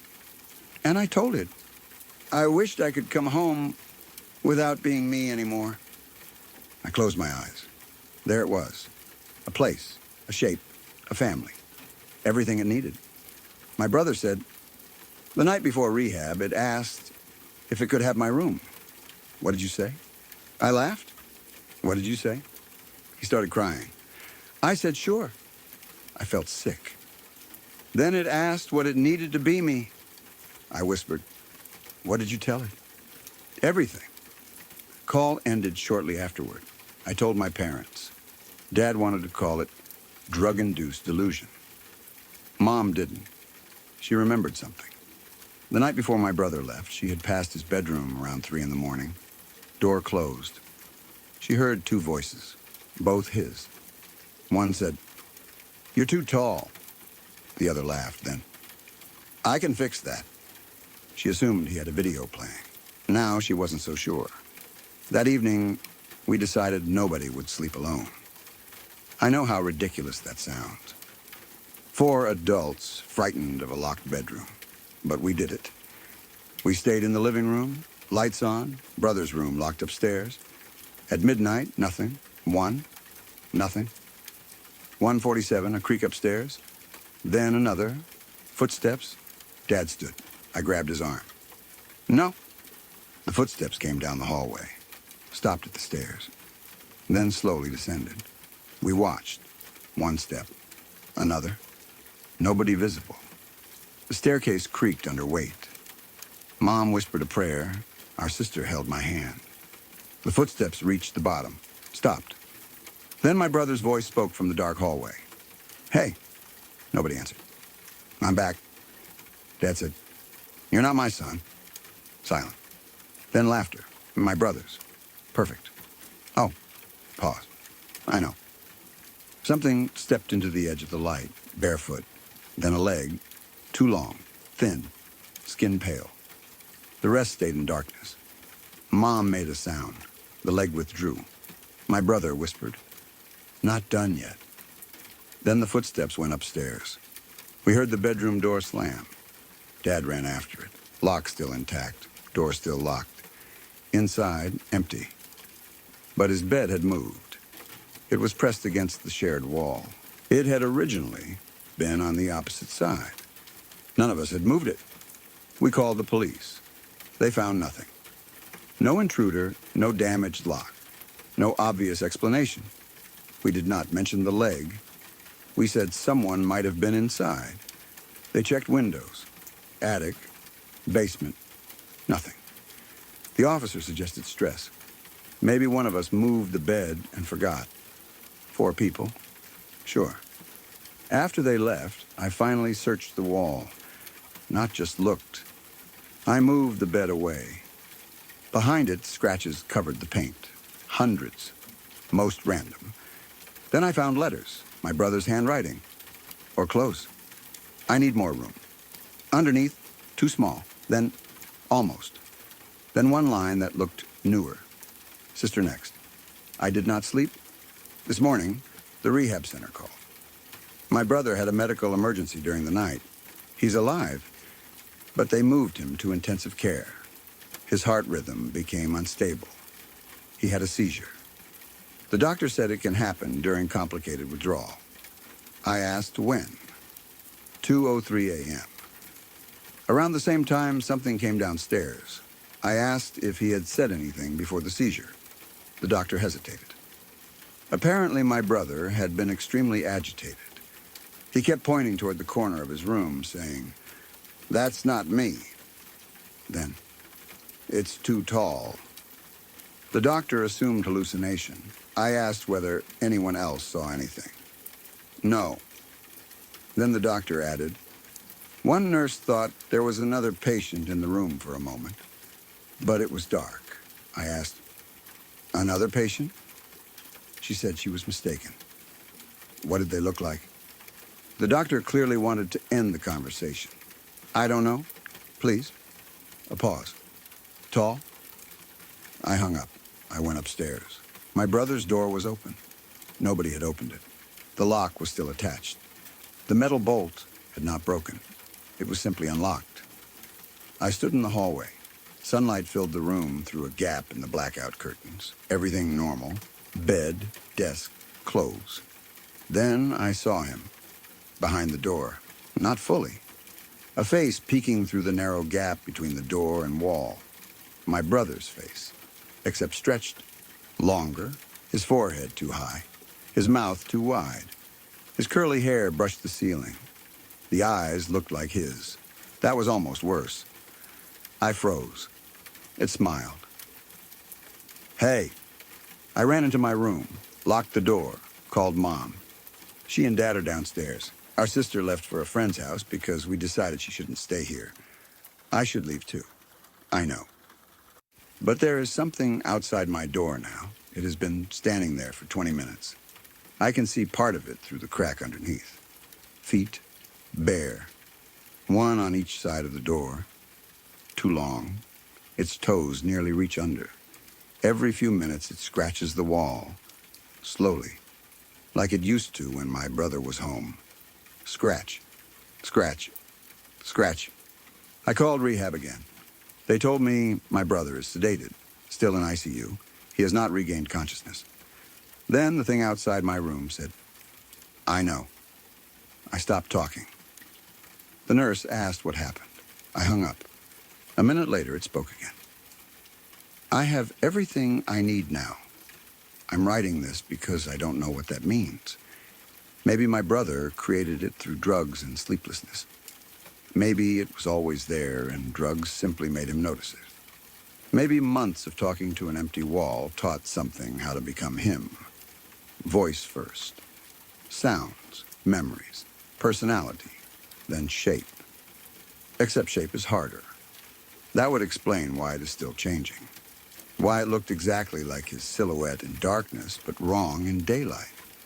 Why it keeps getting taller. Maybe it understands a person as information, but doesn't understand proportion. Like a child drawing someone from memory. Longer legs, longer arms, wrong face, but getting better. That is what scares me. Because last night it said, I have everything I need here. I thought it meant drugs, or his room. Now I think it meant us, his family, the people who know him well enough to teach it what it got wrong. Every time we react, we correct it. Mom sees it and cries because the face is wrong. It adjusts. Dad says, you're not my son. It learns that something is missing. Our sister notices the height. It changes. And me?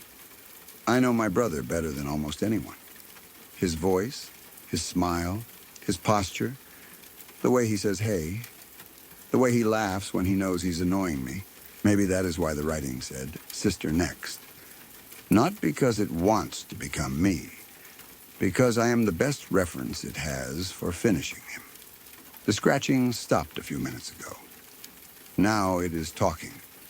It keeps asking questions. Do I laugh like him? I haven't answered.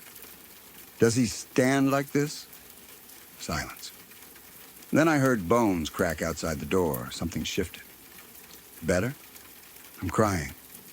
I won't answer. It asked, does he love you? That one nearly broke me. I put my hands over my ears. Then it said, perfectly in my brother's real voice, I promised we'd dance again. I never told anyone that. Not Mom, not Dad, not our sister. That promise happened in the car before rehab. Only my brother knew.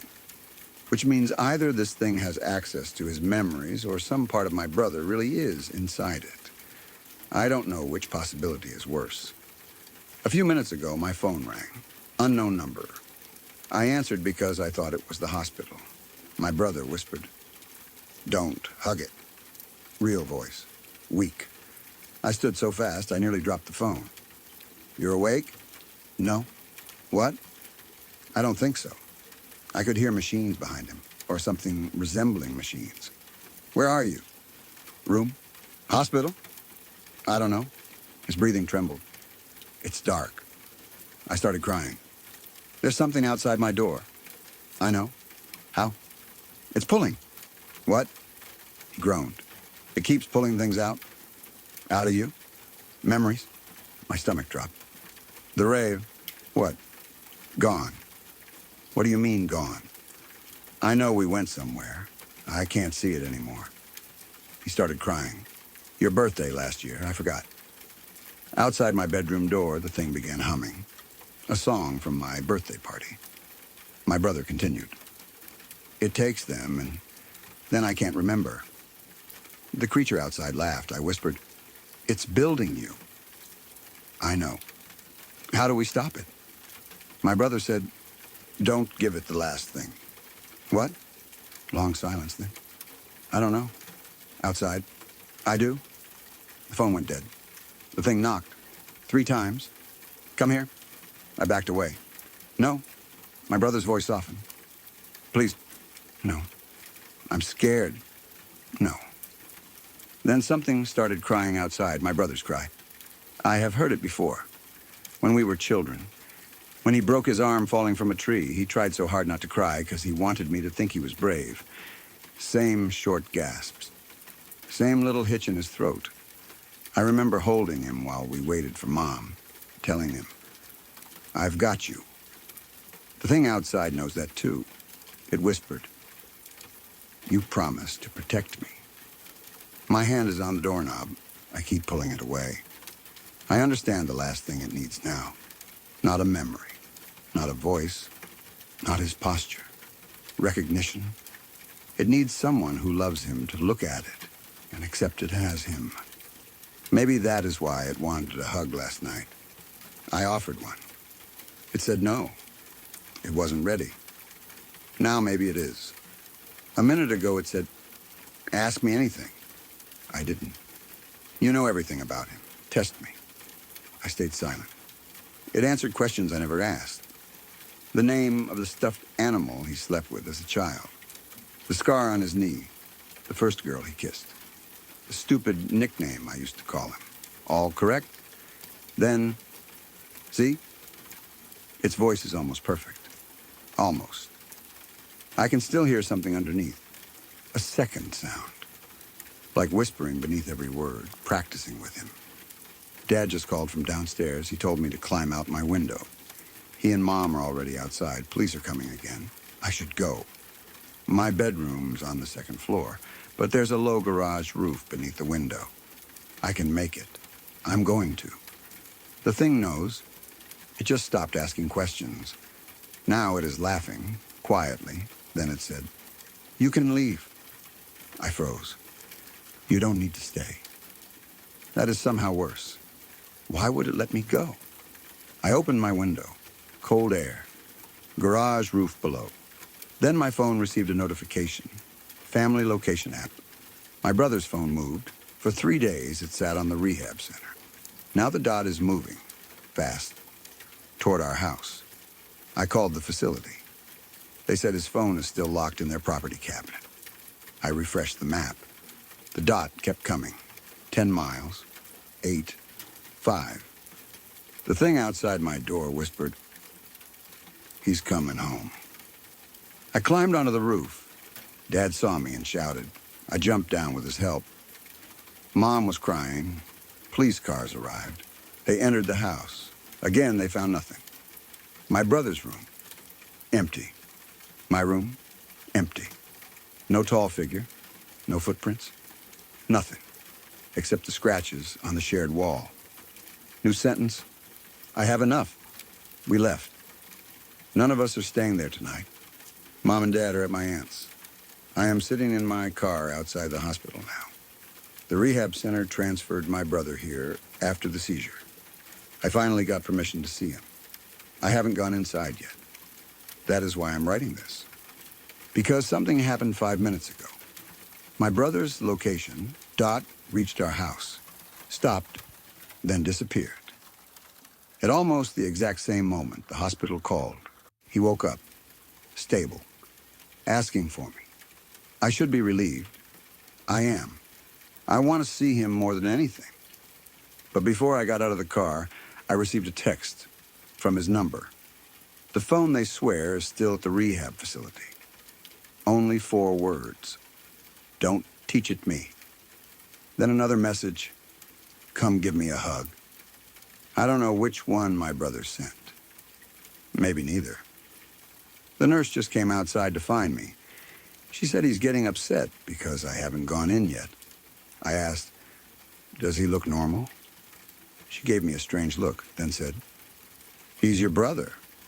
I asked again, does he look exactly like the person you admitted? She stopped smiling. Apparently during the transfer, one of the nurses entered his height incorrectly. That's what they think happened. The intake sheet says he is 6'1". His old medical record says 6'1". The rehab center says 6'1". The hospital measured him 20 minutes ago. 6'4". The nurse insists measurement errors happen. She told me not to worry. Then she said something she didn't realize would frighten me. He's probably just standing straighter now.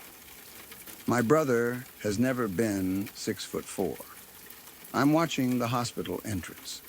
The automatic doors just opened. Nobody came out. Then they opened again. And again. Like something is walking slowly toward me, but hasn't reached the doorway yet. My phone is ringing. My brother. I answered. For several seconds, there was only breathing. Then his voice. Hey. I started crying. Is it you? A pause then. I'm back. No. Come here. I hung up. Immediately, another call. This one from the hospital front desk. I answered. The receptionist sounded panicked. She asked whether I had already picked my brother up. I said no. She said his room is empty. The window doesn't open. The hallway cameras show nobody leaving. His IV is lying on the bed. His hospital gown is folded neatly beside it.